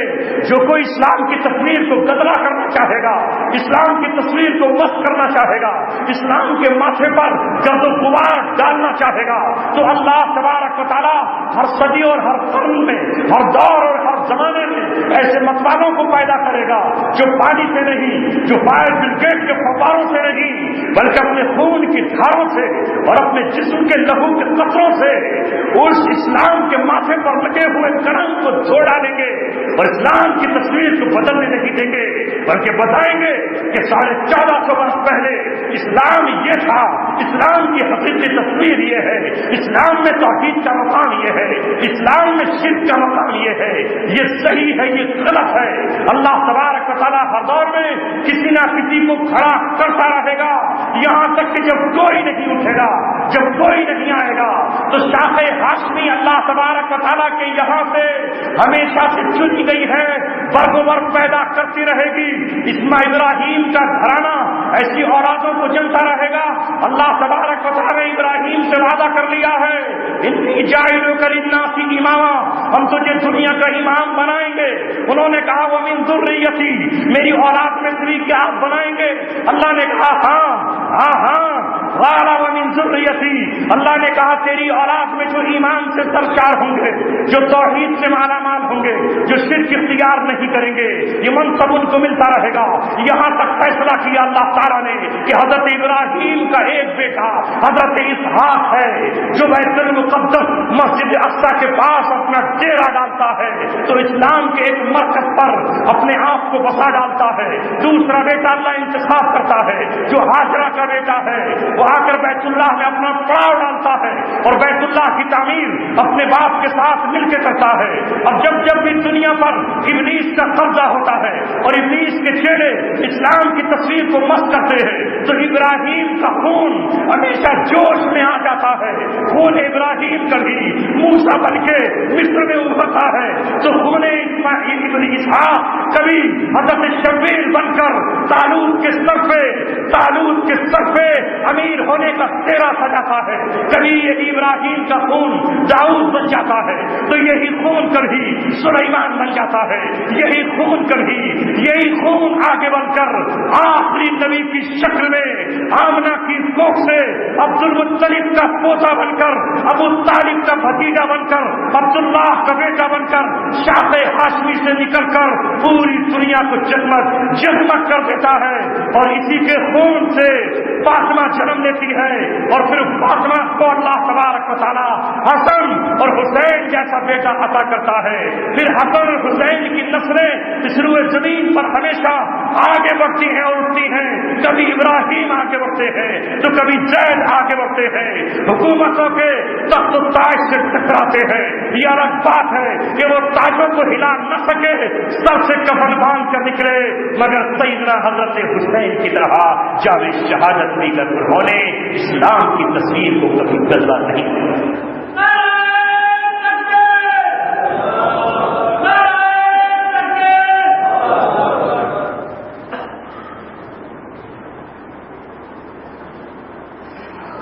اس لیے عزیزوں اور ساتھیوں، جب فرعون نے ظلم و ستم کیے تو اللہ تبارک و تعالی نے موسیٰ علیہ السلام کو بھیجا۔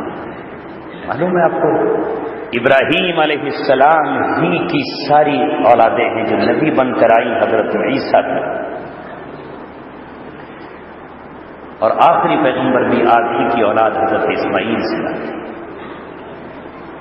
جب بھی ایسا ہوگا، اب نبی کوئی نہیں آئے گا، لیکن نبوت کے مشن کو پورا کرنے کے لیے، اس کی تکمیل کے لیے، جس طرح آپ نے صحابہ کو چھوڑا، صحابہ کے بعد تابعین کو چھوڑا، تابعین کے بعد تبع تابعین کو چھوڑا، محمد رسول اللہ صلی اللہ علیہ وسلم یہ کہہ چکے ہیں، ان اللہ یبعث علی کل راس مئۃ من یجدد لها دین مدینہ اللہ تبارک و تعالی ہر صدی کے آخر میں یا ہر صدی کے ابتدا میں، یعنی ایک صدی جب گزر کر دوسری صدی آ رہی ہوگی یا پہلی صدی ختم ہونے کو ہوگی، تو اللہ تبارک و تعالی اس 100 سال میں جو دین اسلام پر گرد و غبار آئے گا، جو دین اسلام پر بدعات و شرکیہ نظریات آ جائیں گے، جو کفریہ چیزیں اندر داخل ہو جائیں گی، انہیں چھانٹنے کے لیے، انہیں ٹھوکر لگانے کے لیے، اس پردے کو ہٹانے کے لیے جب بید پرست لوگ بیٹھ جائیں گے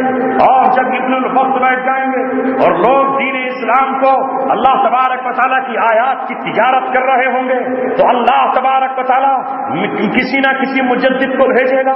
ہر دور میں اللہ تبارک و تعالیٰ بھیجتا رہے گا، اس لیے کہ محمد رسول اللہ کا دین صرف عجم کا دین نہیں ہے، صرف عرب کا دین نہیں ہے، یہ عرب میں بھی اٹھتے رہیں گے، یہ عجم میں بھی آتے رہیں گے۔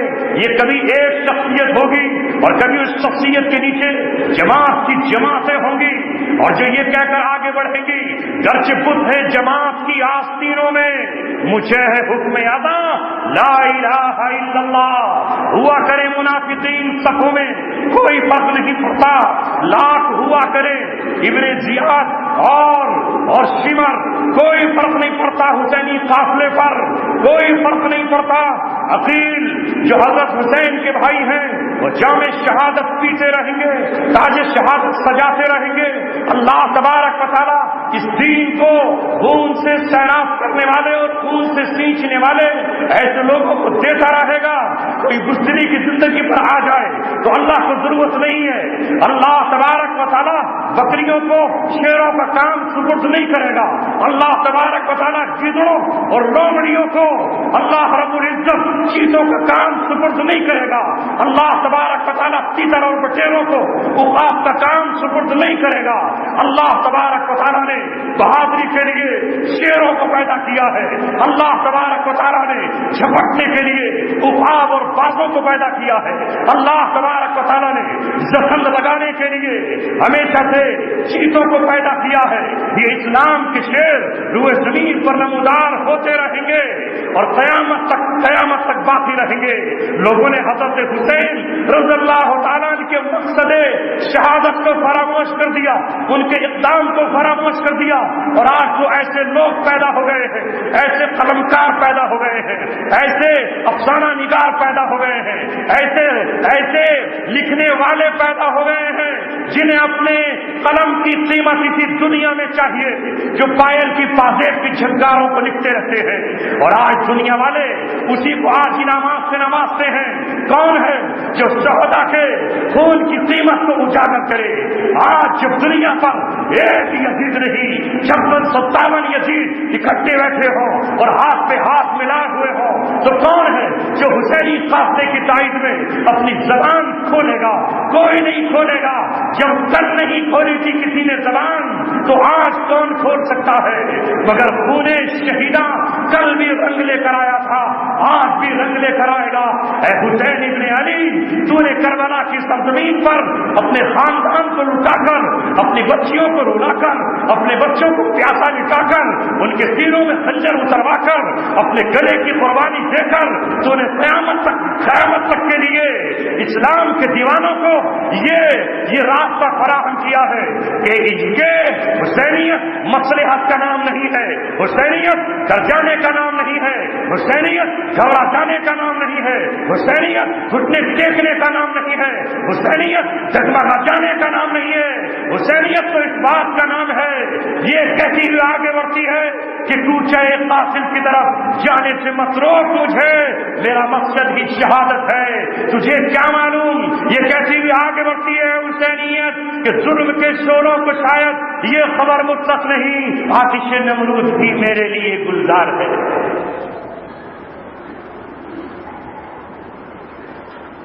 آج تو نہ جانے کتنے لوگ ہیں جو کہتے ہیں میاں خاموش رہ جاؤ، اب وہ زمانہ نہیں ہے کہ رات کو رات کہو اور دن کو دن کہو، اب تو حکمران وقت جو کچھ کہے ویسا ہی کہو، دن کو رات کہے برائے تو رات کہو۔ اسلام یہ نہیں ہے، دین اسلام یہ نہیں ہے۔ سوال بھی نہیں، پوری تاریخ اسلام اٹھا کر دیکھ لیجئے، جب بھی حضرت موسیٰ علیہ السلام کوہ طور پر گئے اور ان کی عدم موجودگی میں سامری نے ایک بچڑا بنایا اور اس بچڑے کی پرستش ان کی وہ قوم کرنے لگی، گمراہ کرنے میں زیادہ دیر نہیں لگتی۔ اے مسلمانوں، سوچا کرو، راہ ہدایت تو بڑی مشکل سے ملتی ہے، راہ ہدایت کے لیے تو کوڑے کھانے پڑتے ہیں، راہ ہدایت پانے کے لیے تو ماں سمیہ کو جسم کے جو ٹکڑے کرانے پڑے اور بچہ اس نازک مقام پہ کھانا پڑا۔ رب دو جہاں کی قسم، رب دو جہاں کی قسم، آسمان لرز رہا تھا اور زمین کانپ رہی تھی۔ شہر امن، ہاں شہر امن جس کی قسم اللہ تبارک و تعالیٰ نے قرآن میں کھائی ہے، ہاں وہی شہر امن جس کی طرف ہاتھ پھیلا کر ابراہیم نے کہا تھا رب اجعل هذا البلد آمنا۔ اس امن کے شہر پر جب ابلیس کی قوتوں کا قبضہ ہوا ہے، جب ابو جہل کی جاہلیت سے قبضہ ہوا ہے، تو ماں سمیہ کی ایک ٹانگ ادھر گھوڑے میں باندھی گئی اور دوسری ٹانگ اس گھوڑے میں باندھی گئی اور بیٹے کو زنجیروں سے جکڑ دیا گیا۔ اس مظلوم عورت پر پوری جاہلیت پھر پڑی، پوری جاہلیت کسی ایک کلچر کا نام نہیں ہے، جاہلیت ظالم کا نام ہے جو مظلوم اور ظلم و ستم کرے۔ یہ ابو جہل کسی ایک آدمی کا نام نہیں ہے، نام تو اس کا عبد العزا تھا، نام تو اس کا عمرو بن ہشام تھا، لیکن محمد رسول اللہ نے اس کا نام ابو جہل رکھا تھا۔ جب وہ ہاتھ میں خنجر لے کر، جب وہ ہاتھ میں بھالا لے کر ایک مظلوم 65 یا 70 سال کی بوڑھی عورت پر حملہ آور ہوتا ہے اور ان کے چیر کے ٹکڑے کرتا ہے تو اسے اللہ کا رسول جاہل کہہ کر پکارتا ہے۔ اور جاہلوں کے بعد سن وقت انتظار کر رہا ہے جب ان کے جسموں پر کوڑے برستے تو محمد رسول اللہ یہ کہتے ہوئے آگے بڑھ جاتے تھے وَاصْبِرْ آلَ یاسر، اے یاسر کے خاندان صبر کر، تمہاری مشکلوں کا بدلہ صرف جنت ہے۔ جب جاہلیت اصلی روپ میں آتی ہے تو یہی کرتی ہے، کسی کی فریاد نہیں سنتی فریاد، مظلوم کی فریاد کبھی ظالم نے آج تک نہیں سنی۔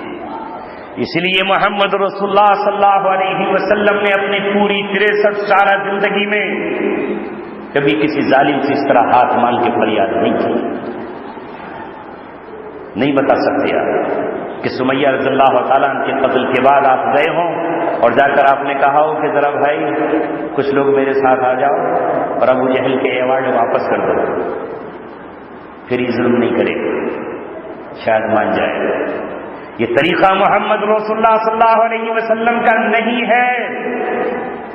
کچھ لوگ آؤ اور جا کر کے دھرنے پر بیٹھ جاؤ، شاید یہ ظلم و ستم سے باز آ جائے گا، نہیں۔ محمد رسول اللہ صلی اللہ علیہ وسلم پر جب سورہ انفال کی آیت نمبر 60 اتری وَأَعِدُّوا لَهُم مَّا اسْتَطَعْتُم مِّن قُوَّةٍ وَمِن رِّبَاطِ الْخَيْلِ تُرْهِبُونَ بِهِ عَدُوَّ اللَّهِ وَعَدُوَّكُمْ، تو محمد رسول اللہ صلی اللہ علیہ وسلم نے جس طرح نماز کے لیے وضو کے لوٹے کی تیاریاں کی، جس طرح آپ نے کپڑے چھپانے کے لیے چادروں کی تیاریاں کی، اسی طرح محمد رسول اللہ نے پھر گھوڑے تیار کیے۔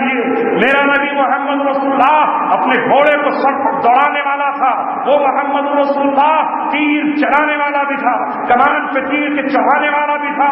وہ جب وہ بدر کے میدان میں نکلا ہے تو ابو جہل سے یہ نہیں کہا کہ خدا کے لیے معاف کر دے، آئندہ ہم تمہارے کسی آدمی کو چھیڑ چھاڑ نہیں کریں گے، بلکہ محمد رسول اللہ نے بھی یہ کہا او ابو جہل سن، آج کے بعد تیرے یہ ہاتھ کسی سمیہ کے جسم تک نہیں پہنچیں گے، کسی عمار کی کمر پہ تو کوڑے نہیں لگائے گا۔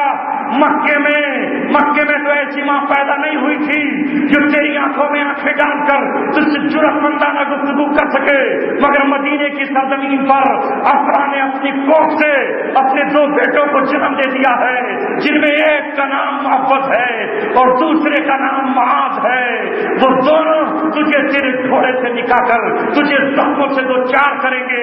اور عبداللہ بن مسعود جس کو تو نے مکے کی سرزمین پر پیٹا ہے، آج وہ قرآن کریم کی آیت کو زندہ کرنے کے لیے لنصفعن بالناصیہ ناصیۃ کاذبۃ خاطئہ تیری پیشانی کو پکڑ کر میرے قریب لے کر آئے گا.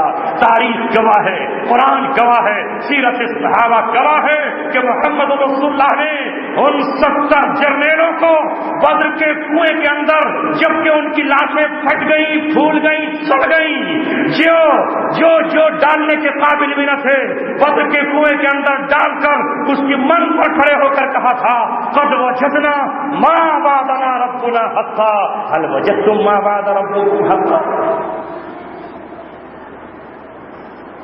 مکے کے ظالمے سے بات نہیں آتی اور نہ دنیا کوئی ظالم بات آتا ہرگز نہیں. میں عرض یہ کر رہا تھا کہ گمراہ کرنے میں ٹائم نہیں لگتا. موسیٰ علیہ السلام کی وہ قوم جو اس زمانے کی واحد قوم ہے، آہا، جس نے بنی اسرائیل اپنے آپ کے درمیان حضرت موسیٰ علیہ السلام کو دیکھا کہ سمندر پھٹ کے 12 ٹکڑے ہوا، سانپ جادوگروں کے جو بھن بھنا رہے تھے رسیاں اور لاٹھیاں، وہ موسیٰ علیہ السلام کا عصا نکل گیا. اسی قوم کو سامری نے بچڑے کا بت بنا کر گمراہ کر دیا کہ نہیں؟ اور کتنے دن میں یہ ساری سازش رچی؟ کیول 10 دن. 30 دن کا تو وعدہ کر کے گئے تھے، اللہ نے 10 دن کی میعاد اور بڑھا دی. ان 40 دن کے اندر نہیں بلکہ 30 دن تک تو صبر کیا، 10 دن کے اندر اس سامری نے بچڑے کا بت بنا کر پوری قوم کو گمراہ کر دیا. اور حضرت ہارون علیہ السلام نے سمجھانے کی کوشش کی تو قوم نے خنجر نکال کر تلواریں تان کر کہا کہ زیادہ کرو گے تو تمہیں قتل کر ڈالیں گے. اب آئے موسیٰ علیہ السلام تو کیا کیا موسیٰ علیہ السلام نے؟ یہ نہیں کہا کہ بھائی میری قوم غلطی ہو گئی مجھ سے، کوئی بات نہیں، اس کو اٹھا کے رکھ دو ایک طرف، تم اپنا میں اپنا. قرآن سے پوچھو. ڈاکٹر علامہ اقبال شاعر مشرق، اسلام کے ایک شاعر نے جس نے پوری زندگی کبھی پازیب کی اور کبھی شراب کی تعریف نہیں کی، وہ کسی بادشاہ کا درباری شاعر نہیں تھا. غالب کی طرح کے وہ بادشاہوں کے دربار میں بیٹھ جاتا اور شرافی اور ظلموں کی اور عورت کے حسن و جمال کی تعریف کرتا رہتا.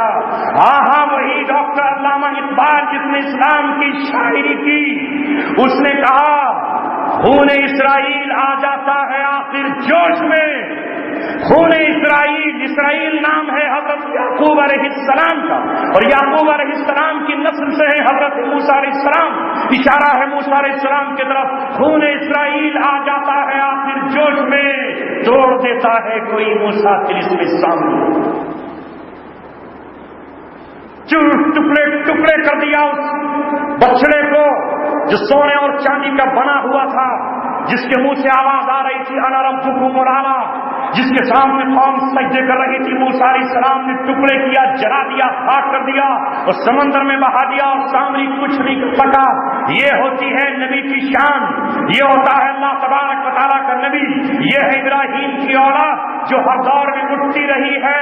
لہذا اللہ تبارک و تعالیٰ نے جب یہ دنیا پوری کی پوری گمراہی کی طرف روانہ ہوئی تو اللہ تبارک و تعالیٰ نے محمد رسول اللہ صلی اللہ علیہ وسلم کو مبعوث فرمایا آخری پیغمبر بنا کر. اور اب محمد رسول اللہ رہتی دنیا تک اپنے دیوانوں کا ایک قافلہ چھوڑ کر چلے گئے ہیں. سن لو، بار بار سنو اور اسے اپنے دل کی تختی پر لکھ لو.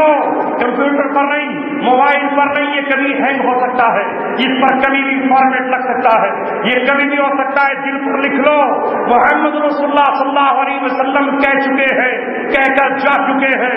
یہ بات میرے نبی کی اٹل ہے.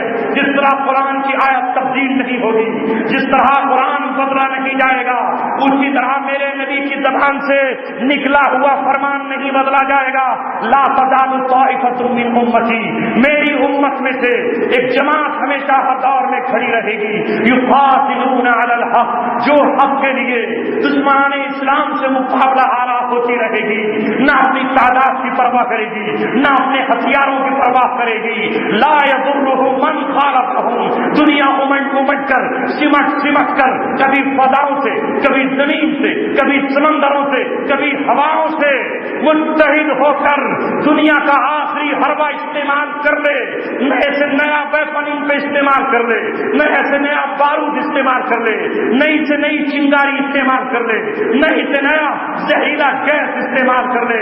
ला यदुर्रुहुम मन खालफहुम, मेरा नबी कह चुका है कि मेरी उम्मत फना नहीं होगी, इसलिए कि जिस दिन ये फना हो जाएगी तो रब का परचम कौन उठाएगा?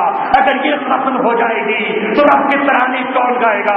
अगर ये खत्म हो जाएगी तो अल्लाह अकबर का नारा मस्ताना कौन लगाएगा? अगर ये खत्म हो जाएगी तो सुन्नत हुसैनी को कौन जिंदा करेगा? इस जमात को मेरे नबी ने कहा, इस जमात का नाम ताइफा मंसूरा है, ये मदद की हुई जमात है, ये ताइफा मंसूरा है।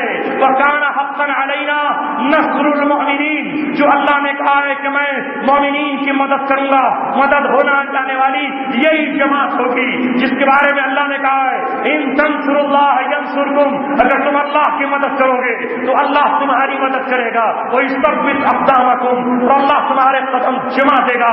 दुनिया की कोई तोप हो या तफंग हो, दुनिया का कोई मिसाइल हो या एटम बम हो, इनके कदमों को हटा नहीं सकता, इसलिए कि कअन्नहुम बुनियानुम मरसूस, ये शीशा पिलाई हुई दीवार है, ये सब्ज़े सिकंदर है।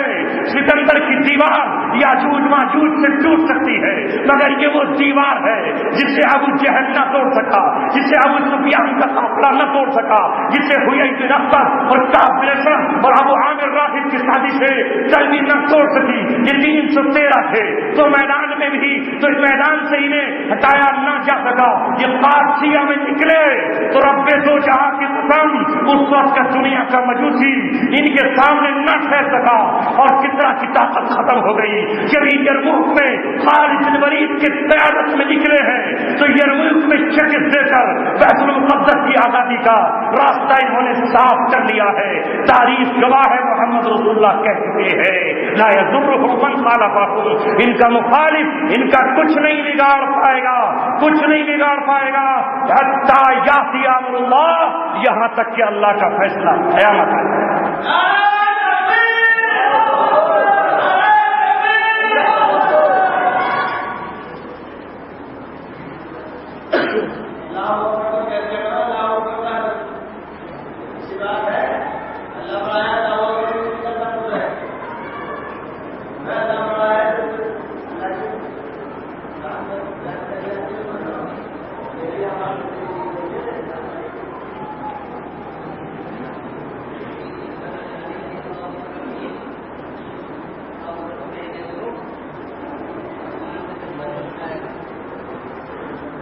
दरूद शरीफ पढ़ लीजिए।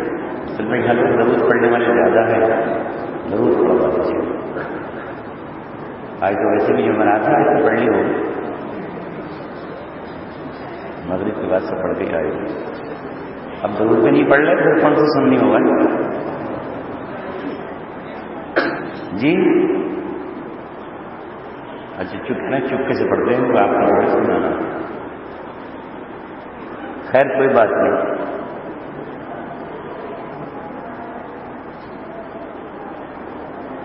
अल्लाह तबारक व तआला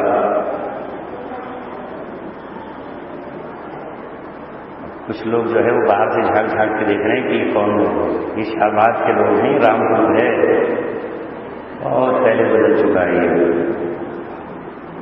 आप इसे बिलासपुर समझ रहे हैं, ये रामपुर है और रामपुर कुछ तो असर होगा ही हमको। इसका असली नाम पता आपको क्या है आपके शहर का? मुफ्ती साहब बता रहे हैं मुस्तफाबाद है इसका नाम असली। और जब असली नाम बदलकर रामपुर रख दिया गया हो तो कुछ तो फर्क पता चलेगा। और जिस दिन इसका असली नाम बदला जाएगा मुस्तफा आबाद, तो उस दिन जरा सी चीजें बदलेंगी इंशाअल्लाह। मेरे दोस्तों अज़ीज़ों, शायद बाज़ लोगों को ये गलतफहमी होती है कि ये अल्लाह अकबर हमें दौरान तस्लीम नहीं कहना चाहिए। हम ये कहते हैं कि मुस्लिम कौम ही अगर अल्लाह अकबर न कहेगी तो फिर कौन कहेगी? तो तुम्हारी तो आइडेंटिटी और पहचान ही अल्लाह अकबर है। کچھ بھی ہو جب تم نعرہ تکبیر اللہ اکبر کہتے ہو، اس کی پریکٹس ابھی تو زیادہ دن نہیں گزرے، 9 تاریخ سے لے کر کے 13 تاریخ کی عصر تک مکمل کرائی گئی اور کہا گیا یہ واجب ہے۔ ہر نماز کے بعد پوری مسجد گونجتی تھی اللہ اکبر لا الہ الا اللہ اللہ اکبر وللہ الحمد۔ کیا ضرورت اللہ اکبر کے کچھ اور پڑھتے؟ نماز جو پڑھتے ہو جن کا بیچارے نماز نہ پڑھتے ہیں 8 کی کھاٹ کی یا 360، مگر چاہے 8 کی پڑھو یا کھاٹ کی پڑھو یا 360 کی، کھاٹ والی میں تو اللہ اکبر کہنا ہی ضروری ہے، 4 بار کہو گے نہیں اللہ اکبر؟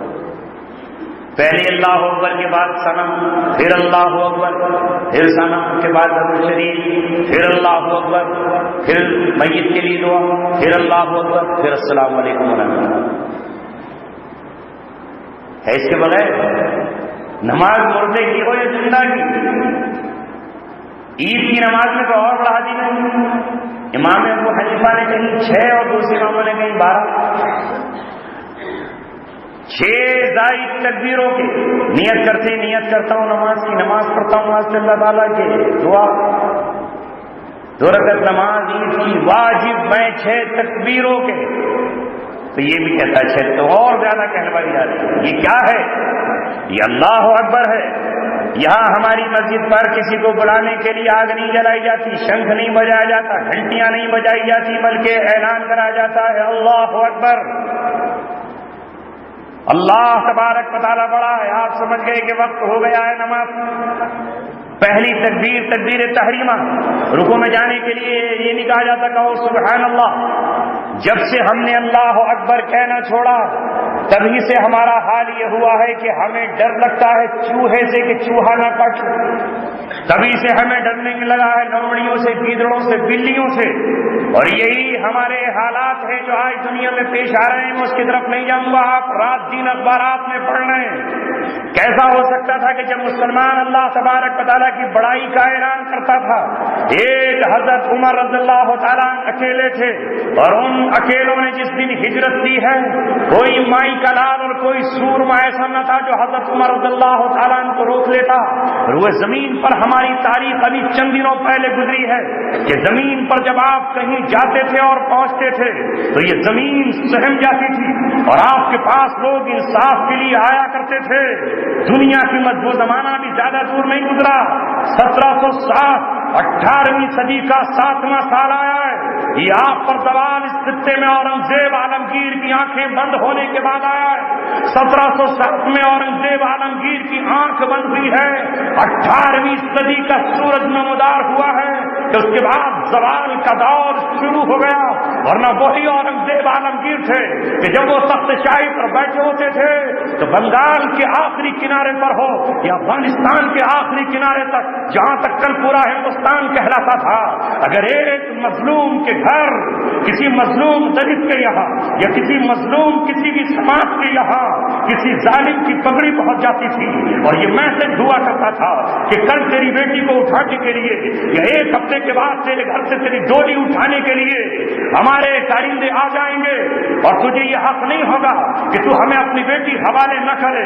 باپ کی آنکھ سے نیند اڑ جاتی تھی، اس کے سامنے کی روٹی حرام ہو جاتی تھی، مگر جب بیٹی کو یہ پتہ چلتا کہ کسی رجواڑے کے شہزادے نے اور کسی ظالم اور کسی بڑے کسی طاقتور نے میری آبرو لوٹنے کے لیے اپنا رومال یا اپنی پگڑی میرے گھر بھیج دی ہے اور باپ پریشان ہے، روتے روتے ہچکیاں بن گئی ہیں، تو وہ بیٹی اپنے باپ کو تسلی دے کر یہ کہتی کہ آج یہ کسی جتنی جلدی ہو سکے دلی کے تخت پر یا آگرے کی راجدھانی میں مسلمانوں کا ایک شاہ جسے دنیا اورنگزیب عالمگیر کے نام سے جانتی ہے، جس کے یہاں قاضی القضات مسلمان ہے، جس کی عدالت میں اسلامی نظام نافذ ہے، اس تک بس میرا پیغام پہنچا دیجئے کہ پورا کنارے پورا ایک جھونپڑ اور بستی میں تیری ایک مظلوم بیٹی تیرے انصاف کی راہ تک رہی ہے۔ رب دو جہاں کی قسم 1707 تک ان گلیوں نے، ان بازاروں نے، نہ جانے کتنی جھونپڑیوں اور گاؤں نے یہ مناظر دیکھے ہیں کہ کوئی اور نہیں، اورنگزیب کبھی فقیرانہ لباس میں اور کبھی کسی اور ڈریس میں گھوڑے پر چڑھ کر سوار ہو کر آیا اور اس دن وہاں کھڑا نظر آیا جب کسی ظالم کی طرف سے اس کے جلاد اس بیٹی کا ڈولا اٹھانے کے لیے آ رہے تھے، اس کا ہاتھ پکڑتے ہی اسے قید کر لیا گیا اور یہ بتا دیا گیا کہ یہ سرزمین اللہ تبارک و تعالیٰ کے غلاموں کے قبضے میں ہے، جب تک ہم یہاں حکمراں ہیں اس دھرتی پر کوئی مظلوم آنسو زمین پر نہیں بہنے دیں گے۔ انصاف ظالم کے ساتھ بھی ہوگا، مظلوم کے ساتھ بھی۔ رسول پاک صلی اللہ علیہ وسلم نے فرمایا انصر اخاک ظالما او مظلوما، مدد کرو ظالم کی، اپنے بھائی کی مدد کرو، ظالم ہے یا مظلوم۔ اللہ اکبر! صحابہ تو تڑپ اٹھے، صحابہ فوراً تڑپ اٹھے اور کہا اللہ کے رسول، آپ نے تو اب تک کہا مظلوم کی مدد کریں اور آپ کہہ رہے ہیں ظالم کی مدد کریں، نہیں آیا سمجھ میں، آپ کیسے بدل گئے؟ آپ نے کہا میں نے جو کہا ہے انصر اخاک ظالما او مظلوما، اپنے بھائی کی مدد کرو، ظالم ہے مظلوم۔ ظالم کا مدد کا مطلب یہ ہے کہ اس کا ہاتھ ظلم سے روک دو، ظالم کی یہ مدد نہیں کہ اسے ہتھیار دے دو، ظالم کی یہ مدد نہیں کہ اسے پیسہ دے دو، ظالم کی یہ مدد نہیں کہ اس کا ساتھ دے دو، بلکہ ظالم کا ہتھیار پکڑ کر روک دو، اس کی کلائی پکڑ کر مروڑ دو، یہ اس کے ساتھ احسان ہے، یہ اس کی مدد ہے۔ اس لیے کہ اگر آج اس نے قتل کیا تو اسلام بدلے میں اسے قتل کرے گا، اگر آج اس نے کسی کی آبرو لوٹی تو اسلام کی سزا لگائے گا، اگر آج اس نے ظلم و ستم کیا تو دنیا میں بھی سزا پائے گا اور آخرت میں بھی۔ لہذا ظالم طاقتوں کے ہاتھوں کو پکڑ کر روک دو۔ مگر کیا ان حدیث کو سمجھنے کے لیے آج مسلمانوں کے پاس ذہن و دماغ ہے؟ کیا عمل ہے؟ انہوں نے تو یہ سمجھ لیا ہے کہ نہیں، ظالموں کو جو کچھ کرنا ہے کرنے دیجیے، نہ ہمیں زبان سے اس کی مخالفت کرنی ہے، نہ ہمیں اپنے قلم سے مخالفت کرنی ہے، نہ ہمیں اپنے ہاتھوں سے مخالفت کرنی ہے، ہمیں تو کچھ کہنا نہیں ہے۔ لہذا یہ مہینہ اور اس مہینے کی 10 تاریخ اور اس مہینے کے یہ ایام جب بھی آئیں گے، حضرت حسین کو یاد کرنے والوں ڈھول بجا کر حضرت حسین راضی نہیں ہو جائیں گے، تاشے اور ماتم سے حضرت حسین راضی نہیں ہو جائیں گے۔ اللہ اکبر! وہ خون جس خون پر جنت بھی ناز کرتی ہوگی، وہ خون جو حضرت محمد رسول اللہ کا خون ہے، وہ خون جو حضرت علی مرتضیٰ کا خون ہے، عشرہ مبشرہ کا خون ہے، جو آپ کی لفظ جگر سید فاطمہ زہرا کا خون ہے، جو جنت کی عورتوں کا خون ہے، وہ کربلا کے میدان میں آخر کیوں بہا ہے؟ اس پیغام کو سمجھ لیجیے اور پھر آج کی نشست کو ختم کر دیجیے۔ اس پیغام کو جان جائیے کہ وہ حضرت حسین رضی اللہ تعالیٰ عنہ کیوں نکلے تھے، وہ یہ کہہ کر کیوں جا رہے تھے؟ جب عبداللہ بن عباس نے ان کو روکا تھا، جب عبداللہ بن مسعود نے ان کو روکا تھا تو انہوں نے کہا کہ تمہیں رکنا ہے تو رک جاؤ، تمہیں نہیں جانا ہے تو مت جاؤ، تمہیں ٹھہرنا تو ٹھہر جاؤ۔ یہ کیسے ہو سکتا ہے کہ گلشن اسلام کی پتیاں سنبھلانے لگے؟ یہ کیسے ہو سکتا ہے کہ خلافت علی منہاج النبوہ سے گاڑی اتر جائے، خلافت علی منہاج النبوہ کی پٹری سے گاڑی اتر جائے، اور ہماری زندگی میں جب ابوبکر صدیق کی زندگی میں کچھ لوگوں نے یہ کہا تھا کہ ہم زکوٰۃ نہیں دیں گے، زکوٰۃ بیت المال میں جمع نہیں کریں گے، تو ابوبکر صدیق نے اعلان کر دیا تھا اینقص الدین وانا حی، میں زندہ ہوں اور میری زندگی میں دین میں کمی کر دی جائے۔ تب ابوبکر صدیق نے کہا تھا، تب ابوبکر صدیق رضی اللہ تعالیٰ عنہ نے کہا تھا کہ میرے ہوتے ہوئے دین میں کمی نہیں کی جائے گی۔ اگر کوئی کل اونٹ کی زکوٰۃ دیتا تھا اور آج اونٹ کی زکوٰۃ تو دیتا ہے لیکن اونٹ کی زکوٰۃ میں وہ رسی نہیں دیتا، تو ابوبکر صدیق اس بات کی پرواہ نہیں کرے گا کہ عمر ابن خطاب میرے ساتھ نہیں آ رہے۔ جب عمر ابن خطاب نے کہا پورا عرب جل اٹھا ہے، صحرائے عرب میں آگ لگ گئی ہے، مرتدین نے اپنی ٹیمیں بنا لی ہیں، مسیلمہ کذاب نے جھوٹی نبوت کا دعویٰ کر دیا ہے، رومی حکومت اسلام کی حکومت کو ہڑپنے کے لیے اپنی سرحدوں سے باہر پرتو رہی ہے۔ اے صدیق رحم کرو، کم سے کم اپنوں سے تو نہ آگے بڑھو۔ تب وہ صدیق نے ان کے سینے پر ہاتھ مار کر کہا تھا اینقص الدین وانا حی، میں زندہ ہوں اور دین میں کمی کر دی جائے۔ سنو عمر، اجبار فی الجاہلیہ و خبار فی الاسلام، جاہلیت میں تو بڑے دادا تھے، تو بڑے بہادر تھے، دنیا تمہارے نام سے کانپتی تھی، اب اسلام میں آ کر کے تمہیں یہ خوف پیدا ہو رہا ہے کہ ہائے کیا ہو جائے گا، کیا ہو جائے گا۔ پھر ابوبکر صدیق نے کہا اگر ابو بکر کی لاش سڑک پہ پڑی رہے، مردہ بنا دی جائے، چیل کوے نوچ کر کھا جائے، کتے گھسیٹتے پھرے، کوئی میرا ساتھ نہ دے، نہ آئے میرے ساتھ کوئی بھی، میں اکیلا ہی ان سے جو دین میں کمی کر رہے ہیں قتال کر کے رہوں گا، نبوت کی پٹ گاڑی منہج نبوت پر چل رہی تھی اس سے ہٹنے نہیں دوں گا۔ پھر یہاں تک کہا، تاریخ گواہ ہے، نوٹ کر لو نوجوانوں ان جملوں کو، بکر صدیق نے کہا اگر میں اپنے دائیں جانب سے رہوں گا، اگر بایاں ہاتھ انکار کر دے گا تو دائیں ہاتھ سے مقابلہ کروں گا، اور اگر دایاں ہاتھ انکار کرے گا وہ اگر وہی ينکر یمینی، اگر میرا دائیں انکار کرے گا تو میں بائیں سے مقابلہ کروں گا، میں اپنے نبی کے دین میں کمی نہیں ہونے دوں گا۔ اسی بات کو آگے لے کر آگے بڑھ کر جب دور گزر گیا، ابوبکر صدیق نے تو اس فتنوں کو ختم کر دیا۔ جب دور بدلا، یہاں مکے اور مدینہ میں کمان حضرت ابوبکر صدیق کے نواسے نے تھام لی اور اعلان کیا کہ مسلمانوں میں قیصر و کسریٰ کی سنت کو زندہ نہیں ہونے دیں گے، ہرگز نہیں ہونے دیں گے، ہرگز نہیں۔ خلافت کا جو طریقہ محمد رسول اللہ نے بتایا ہے اسی طریقے پر چل کر رہیں گے۔ اور ادھر حضرت حسین نبی کے نواسے نے اعلان بغاوت کر دیا کہ جس نے مکے اور مدینہ کی کمان تھما دی عبداللہ بن زبیر نے، اور اس نے کربلا کی طرف رخ کر دیا، وہ عراق و شام کی طرف نکل کھڑے ہوئے۔ یہی مہینہ ہے، اس مہینے کی یہی تاریخیں ہیں، اسی مہینے کی 10 تاریخ ہے، اسی مہینے کی 7، 8 اور 9 تاریخ ہے جو ان پر دریا کا پانی بند کر دیا گیا، جہاں ہونٹ پیاس سے چٹک چکے ہیں، جہاں حلق میں معصوم علی اصغر اور علی اکبر کے کانٹے جم چکے ہیں، معصوم ننھی لاشوں، ننھے ابھی لاشیں تو نہیں ہیں مگر ان کے لیے اللہ اکبر یہ عجیب و غریب امتحان ہے۔ اے مسلمانوں، عجیب و غریب امتحان ہے۔ کل ابراہیم کے لیے آگ ٹھنڈی ہو جاتی ہے مگر یہاں انگاروں کو ٹھنڈا ہونے کے لیے، تخت سارا کو ٹھنڈا ہونے کے لیے نہیں کہا جا رہا، اس لیے کہ یہاں امتحان لینا ہے۔ اس راز کو کوئی سمجھا تو وہ شاعر مشرق تھا جو مغرب کی وادیوں سے بھی اسلام کا پیغام لے کر آیا۔ رب دو جہاں کی قسم، وہ ڈاکٹر علامہ اقبال تھا، وہ شاعر مشرق اسلام تھا جس نے اپنے قلم کی قیمت اس وقت کے حکمرانوں سے وصول نہیں کی۔ وہ بیرسٹر تھا، چاہتا تو انگریزوں کی عدالت کا جج بن جاتا، وہ چاہتا تو اس وقت ڈی ایم بن جاتا، وہ چاہتا تو اس سول سروس میں اپنی نوکری لے کر اپنی عیش کرتا، مگر نہیں، وہ روتا تھا اسلام کے لیے۔ اس نے وہ اس راز کو سمجھ پایا اور 2 مصروں میں ایک شعر اس نے یہ بات کہہ دی مجھ سے اور آپ سے، غریب سادہ اور رنگی ہے داستان حرم کی ابتدا ہے جس کی اسماعیل تو انتہا ہے حسین۔ غریب سادہ اور رنگی ہے داستان حرم، اللہ اکبر۔ اسماعیل کی اولاد ہی تو ہے حضرت حسین، ابراہیم کے بیٹے اسماعیل، اور اسماعیل سے چلی نسل ہاشم اور عبدالمطلب اور محمد رسول اللہ اور فاطمہ اور حضرت حسین۔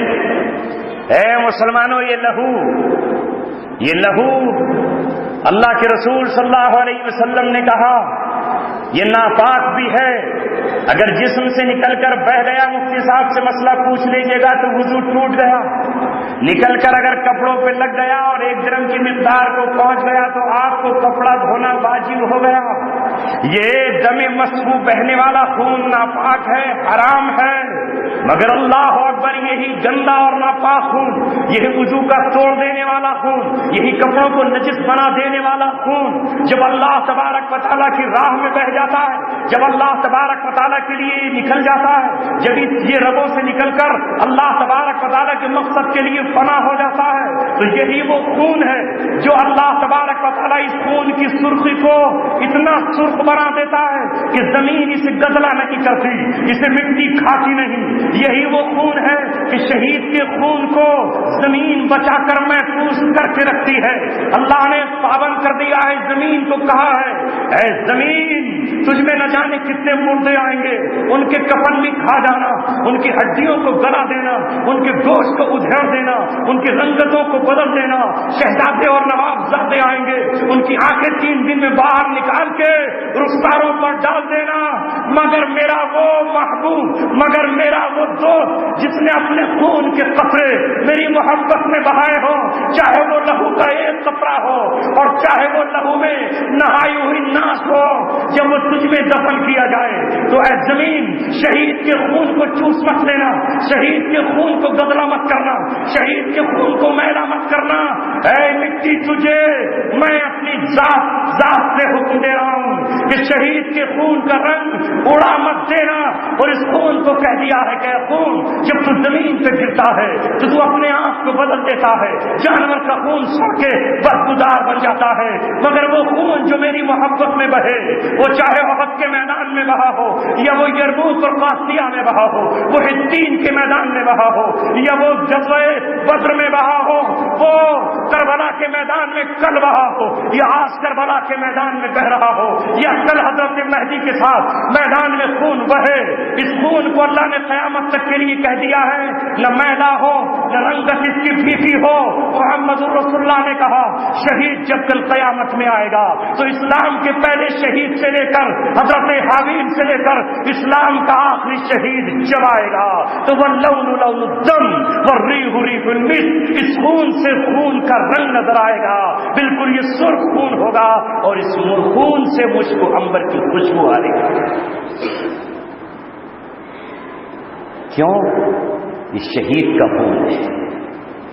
مجھے شاعر نے کہا کہ خون شہیدہ رنگ لایا، یہ چپ رہے گی زبان خنجر لہو پکارے گا آستے۔ کاش ہم سمجھ لیتے اس فلسفے کو کہ ابراہیم نے اپنے بیٹے سے کہا کہ بیٹے مجھے خواب میں تجھے قربان ہونے کے لیے کہا ہے، حکم دیا ہے، تو بیٹے نے یہ نہیں کہا کہ ابا جان آپ کا کون سا دین ہے جس میں قربانی مانگی جا رہی ہے؟ یہ تو سراسر ہلاکت ہے کہ ایک باپ اپنے بیٹے کو ہلاک کرے، ایک باپ اپنے بیٹے کو قتل کرے، اور وہ بھی اللہ کا خلیل اپنے بیٹے کو چھری چلائے۔ اے باپ مجھے جوان تو ہونے دیجئے، جوانی میں چھری چلا دینا، مگر آپ وہ 9 یا 10 سال کا اسماعیل ہے جو اپنے ابا جان سے کہتا ہے یا ابت افعل ما تؤمر ستجدنی انشاءاللہ من الصابرین۔ ابا جان آپ کو کر گزریے، ماں کی پرواہ مت کیجیے کہ ماں کتنا سونپے گی، دوسری ماں کی پرواہ مت کیجیے کہ دنیا کیا کہے گی، میری پرواہ مت کیجیے کہ میں آپ کا اکلوتا بیٹا ہوں۔ یا ابت افعل ما تؤمر ستجدنی انشاءاللہ من الصابرین۔ میں ہی تو خوش نصیب ہوں کہ اللہ تبارک و تعالیٰ نے مجھے اپنی قربانی کے لیے قبول کیا ہے۔ اے ابا جان آپ چھری میرے گلے پر چڑھا دیجیے، آپ قربان کر کے اللہ کے محبوب ہو جائیے، میں قربان ہو کر اللہ کا محبوب ہو جاتا ہوں۔ یہ پاک اور غلیظ خون، یہ ناپاک اور گندا خون جس دن میری رگوں سے بہہ جائے گا میں اس مقام تک پہنچ جاؤں گا جہاں اللہ اس انسان کو دیکھنا چاہتا ہے، اور اگر یہ خون نہ بہا تو ابلیس خوش ہو جائے گا، وہ وہاں گرا دینا چاہتا ہے جہاں انسان کو وہ گرانا چاہتا ہے۔ ہم اس خون کو زمین پر گرا کر اللہ سے یہ کہنا چاہتے ہیں ربا تو نے ایک انسان کے لیے جو مقام محمود طے کیا ہے یہ مقام محمود کے ہدایت ہے، تو نے جو اس انسان کے سر پہ خلافت کا تاج باندھا ہے یہ تیری خلافت کے تاج کا قائل ہے، یہ تیرا ہی نائب ہے۔ رب مانگ تو کیا مانگتا ہے، مانگ کتنے لہو کی حاجت ہے، جان سے پیاری ہمیں شہادت ہے۔ ہاں ہاں غریب سادہ اور رنگی ہے داستان حرم، یہاں شہید ہونے کے لیے اسماعیل لیٹ جاتا ہے، باپ چھری چلاتا ہے، اور جب چھری کاٹنے سے انکار کرتی ہے تو بیٹا کہتا ہے ہاتھوں کو باندھ دیجئے، پیروں کو چکر دیجئے۔ ابا جان سینے پر پیر رکھ کر چھری کی نوک سے اپنے دل اور دماغ کی اور اپنے جسم کی قوت کی طاقت کو لڑا دیجئے، آنکھوں پر اپنے کی پٹی باندھ دیجئے، کہیں ایسا نہ ہو کہ ابلیس خوش ہو جائے، آپ ناکام ہو میں بھی نامراد ہو جاؤں، میں قربان ہو کر رب کی جنت میں جانا چاہتا ہوں اور آپ مجھے قربان کر کے اللہ تبارک و تعالیٰ سے خلت کا تاج پہن لیجئے، اللہ تعالیٰ سے محبوبیت کا اور اللہ کی حبیبیت کا تمغہ حاصل کر لیجئے۔ اللہ تبارک و تعالیٰ نے جب دونوں طرف سے دیکھ لیا کہ باپ اور بیٹے نے انتہا کر دی، وہ اسماعیل ذبح ہونے کے لیے تیار ہو گیا اور ابراہیم نے ذبح کر دیا۔ آسمان سے خطاب آیا وَفَدَيْنَاهُ بِذِبْحٍ عَظِيمٍ، اسماعیل تو ذبیح اللہ ہے۔ ان کا لقب کیا ہے؟ ذبیح اللہ، ذبح ہو گئے، یہ تو ذبح نہیں ہوئے مگر کوئی کسر نہیں چھوڑی۔ اللہ اکبر۔ برسوں کے بعد کربلا کی سرزمین پر آج اسماعیل کا بیٹا، فاطمہ کا نور نظر، علی کا لفظ جگر، حضرت حسین پھر آ گیا اپنا خون دینے کے لیے، اور اللہ تبارک و تعالیٰ سے کہا اے اللہ میرے ذمے یہ نہ تھا کہ سارے اہل عرب کو اپنے ساتھ لے آتا، ساری فوجوں کو لے آتا، تیرے اسماعیل کا گھرانہ، تیرے نبی کا گھرانہ، یہ 72 گھڑ سوار، یہ 72 اونٹوں کے سوار، جس میں معصوم بچے اور بچیاں بھی ہیں، جس میں عورتیں بھی ہیں، میں لے کر آیا ہوں۔ جس طرح کل اسماعیل خنجر کے نیچے لیٹ گیا تھا، میرے ذمے یہی ہے کہ جب تک دم میں دم رہے، جب تک جان میں جان رہے، میں تلوار سے مقابلہ کرتا رہوں۔ حضرت حسین آخری وقت تک وار کرتے رہے، مقابلہ کرتے رہے۔ اللہ اکبر، کوئی اور ہوتا تو وہاں کچھ اور منظر ہوتا، بیٹا شہید ہوا مگر غم نہ کی، اولادیں شہید ہوتی رہی، غم نہ کیا، خاندان خون میں نہاتا رہا، غم نہ کیا۔ ابتدا ہے اسماعیل تو انتہا ہے حسین، ابتدا ہے جس کی اسماعیل تو نہایت ہے حضرت حسین۔ حضرت حسین رضی اللہ تعالیٰ عنہ نے کہا کہ یہ میرا خون آج نہیں تو کل، کل نہیں تو پرسوں انقلاب لائے گا، اور روئے زمین پر جب کبھی کوئی ایسا طاغوت بیٹھے گا اور کوئی ایسا حکمراں بیٹھے گا جو اللہ تبارک و تعالیٰ کی کتاب کے مطابق فیصلہ نہ کرتا ہو اور اللہ تبارک و تعالیٰ کی کتاب کے مقابلے میں اپنا قانون بناتا ہو یا تیرے دشمنوں کے قانون کو زمین پر نافذ کرتا ہو، تو اس وقت حضرت حسین کی سنت یاد آئے گی۔ لہذا وہ افراد 22 ہوں یا 72، وہ 313 ہوں یا 3000، وہ کسی کی نہیں مانیں گے، وہ اٹھ کھڑے ہوں گے اور اٹھ کھڑے ہو کر وہ یہ کہیں گے کہ پھر سے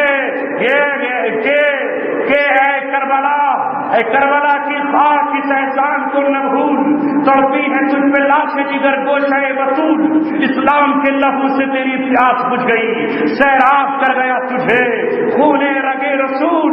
یہ اسوہ حسینی ہے جو امت کو ہمیشہ تڑپاتا رہتا ہے اور قیامت تک تڑپاتا رہے گا۔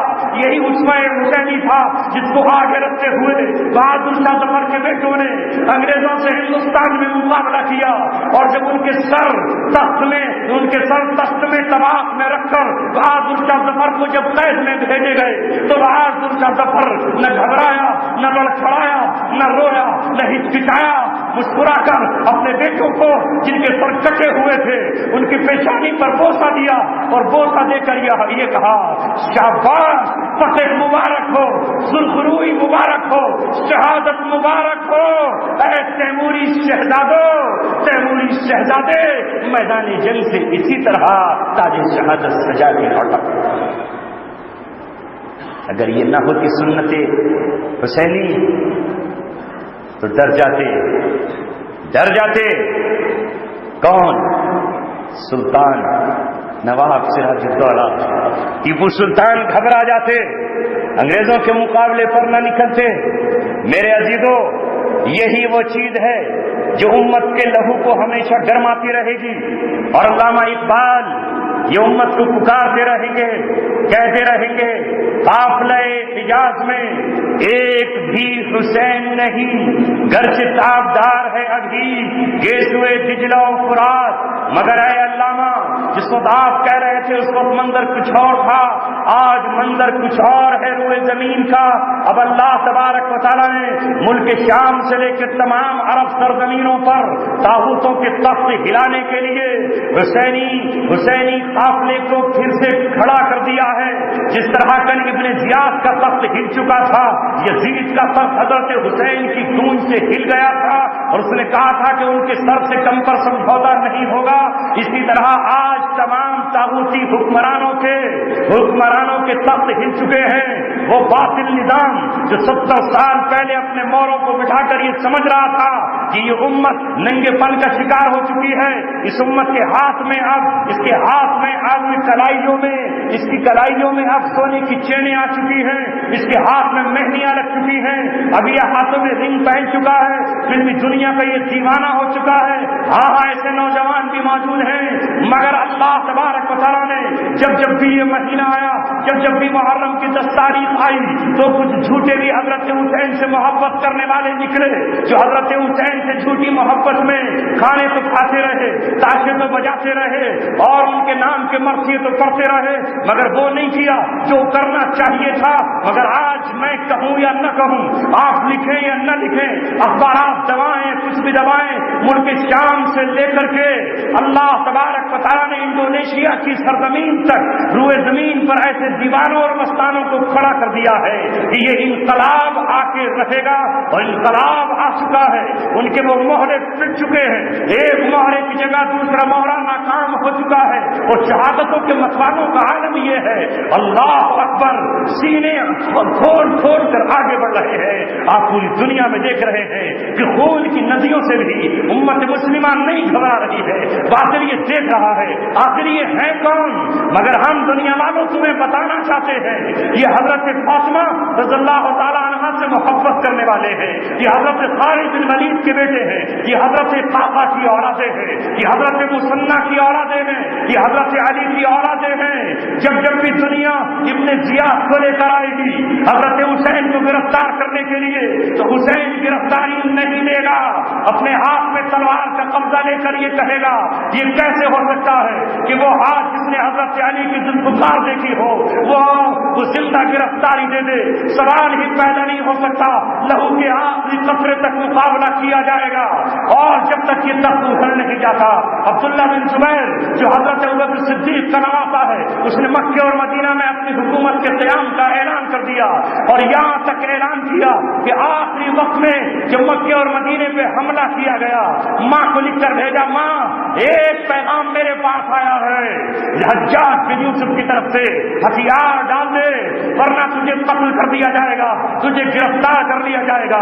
ماں ہتھیار ڈال دوں یا ماں کو سینے سے لگا دوں؟ حضرت اسماء نے کہا بیٹے گو کہ میں بوڑھی ہو چکی ہوں، گو کہ میری بینائی جا چکی ہے، مگر تو خون ہے ابوبکر صدیق رضی اللہ تعالیٰ کا، تو اولاد ہے زبیر بن عوام کی، میں نے تجھے دودھ اسی دن کے لیے پلایا تھا، انی اعطیت لہذا اليوم، میری زندگی میں جیتے جی مجھے یہ خبر نہ ہے کہ تیرا بیٹا تیروں سے گھبرا گیا، تلواروں سے گھبرا گیا۔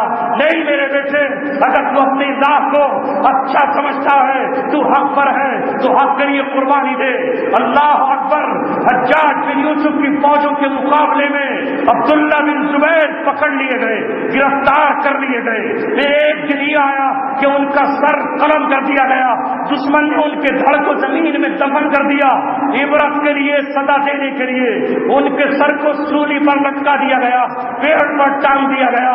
اور حجاج بن یوسف نے کہا اگر اس کی ماں بھیک مانگنے کے لیے آئے گی تو میں کر دوں گا۔ ماں نے کہا یہ وہ ماں نہیں ہے جو اپنے بیٹے کا پھر سے سر لینے کے آئے گی۔ ایک مہینے کے بعد جب اس پیڑ کے پاس سے ماں کا گزر ہوا تو کسی نوجوان نے کہا یہی وہ پیڑ ہے جس پہ آپ کا بیٹا عبداللہ بن زبیر کا سر ہے۔ ماں کی آنکھ سے دیکھا تو نہیں جا سکتا تھا، آسمان کی طرف چہرہ کیا، کھجور کے پیڑ کو پکڑا اور پکڑ کر کے کہا واہ میرے خون، او میرے شہزادے، او ابوبکر صدیق کے جگر گوشے اور زبیر بن عوام کی اولاد، تو نے ہمیں رسوا نہیں کیا۔ واہ میرے شیر، جب تک تو زندہ تھا تب بھی گھوڑے کی پشت پر تو نے سر نہیں جھکایا، مرنے کے بعد بھی تیرا سر کتنا سر بلند۔ یہ ہے حضرت حسین رضی اللہ تعالیٰ عنہ کی سیرت، مگر آج سیرت سے کیا لینا دینا ہے؟ اللہ اکبر، آج تو جن دشمنوں نے قتل کیا تھا انہی دشمنوں کے ساتھ ہم چل رہے ہیں۔ 10 محرم آتی ہے تو کیا کرتے ہیں؟ انہی مکاروں کے ساتھ کھڑے ہوئے، انہی رافضیوں کے ساتھ کھڑے ہیں جو قتل کرا کر کے مگرمچھ کے آنسو بہا رہے تھے۔ اور آج بھی ایران سے لے کر کے ملک شام تک، یمن سے لے کر کے پوری رافضی قوم کیا کر رہی ہے اب بھی سمجھ میں نہیں آ رہا۔ روس کس کی مدد کرنے کے لیے آیا ہے؟ نہیں آ رہا سمجھ میں۔ یہ وہی حافظ الاسد ہے، روس کا سربراہ، جس نے حضرت حسین رضی اللہ تعالیٰ عنہ اور صحابہ کا نام لینے والوں پر کتنے مصیبت کے پہاڑ توڑے ہیں۔ یہ لبنان میں کھڑا ہونے والا حزب اللہ، جس کا نام آج عرب کے جانبازوں اور شیروں نے حزب اللہ اور حزب الشیطان رکھا ہے، ان کی مدد کے لیے کیمبرج پہنچ گئے، جو اللہ تبارک و تعالیٰ کو بھی نہیں مانتے، ملک شام میں آج قتل عام کرنے کے لیے پہنچ چکے ہیں۔ یہی وہ گروہ ہے جس طرح عیسائیت کو ختم کرنے کے لیے، اس دین اسلام کو ختم کرنے کے لیے یہودیوں نے سینٹ پال کا استعمال کیا، اسی طرح ہمارے اسلام اور توحید کو ختم کرنے کے لیے عبداللہ بن سبا کا استعمال کیا ان یہودیوں نے۔ اور عبداللہ بن سبا یہودی تھا، اس نے اسلام کا ڈھونگ کیا، حضرت عثمان غنی کے دور میں وہ ایمان لایا۔ پہلا حملہ اس نے حضرت عثمان غنی رضی اللہ تعالیٰ عنہ کی زندگی میں مدینہ منورہ پر کیا، اور حضرت عثمان کو مدینہ منورہ کو قتل عام سے بھر دیا، اور اس کے بعد یہی تھا جس نے اس فرقے کی بنیاد ڈالی جو رافضی کہلاتا ہے۔ اور آج پوری دنیا میں اہل سنت کا قتل عام ہو رہا ہے، کیونکہ وقت بہت ہو گیا، 2 گھنٹے ہو چکے اور اس سے زیادہ کہ مجھ میں بھی سکت نہیں، بیماری کے عالم میں نے آپ کے یہاں کا سفر کیا تھا، اور اس سے زیادہ بات اگر کہہ دوں گا تو پھر وہ ہضم ہونا بھی بہت مشکل ہے۔ آئندہ جو بات رہ گئی ہے، زندگی نے کبھی وفا کی تو آپ کو سنا دوں گا، وفا نہیں ہوئی تو کہیں اور۔ ابھی دہلی میں پروگرام ہے، انٹرنیٹ پر تقریریں میں نے ڈالنا شروع کی تاکہ لوگوں کو پہنچ جائے، آپ اس سے بھی ڈاؤن لوڈ کر کے سن سکتے ہیں۔ میرا اپنا نام ڈال دیں گے تو ویب سائٹ کھل جائے گی، یا تعمیرامت.com کھول لیں گے تو اس پر بھی بیان مل جائیں گے، اور ممکن ہے کہ یوٹیوب پر بھی کوئی ڈال دے انہی الفاظ کے ساتھ اور اس مبارکبادی کے ساتھ کہ اللہ تبارک و تعالیٰ نے آپ سے عالی شان مسجد تعمیر کرا لی، اس دور میں بھی اللہ تبارک و تعالیٰ آپ کا جنت میں عالی شان محل تعمیر کرا دے، اور باقی جو زندگی بچی ہے اللہ تبارک و تعالیٰ باطل سے بچا کر حق کی طرف لگا دے۔ وآخر دعوانا ان الحمد للہ رب العالمین۔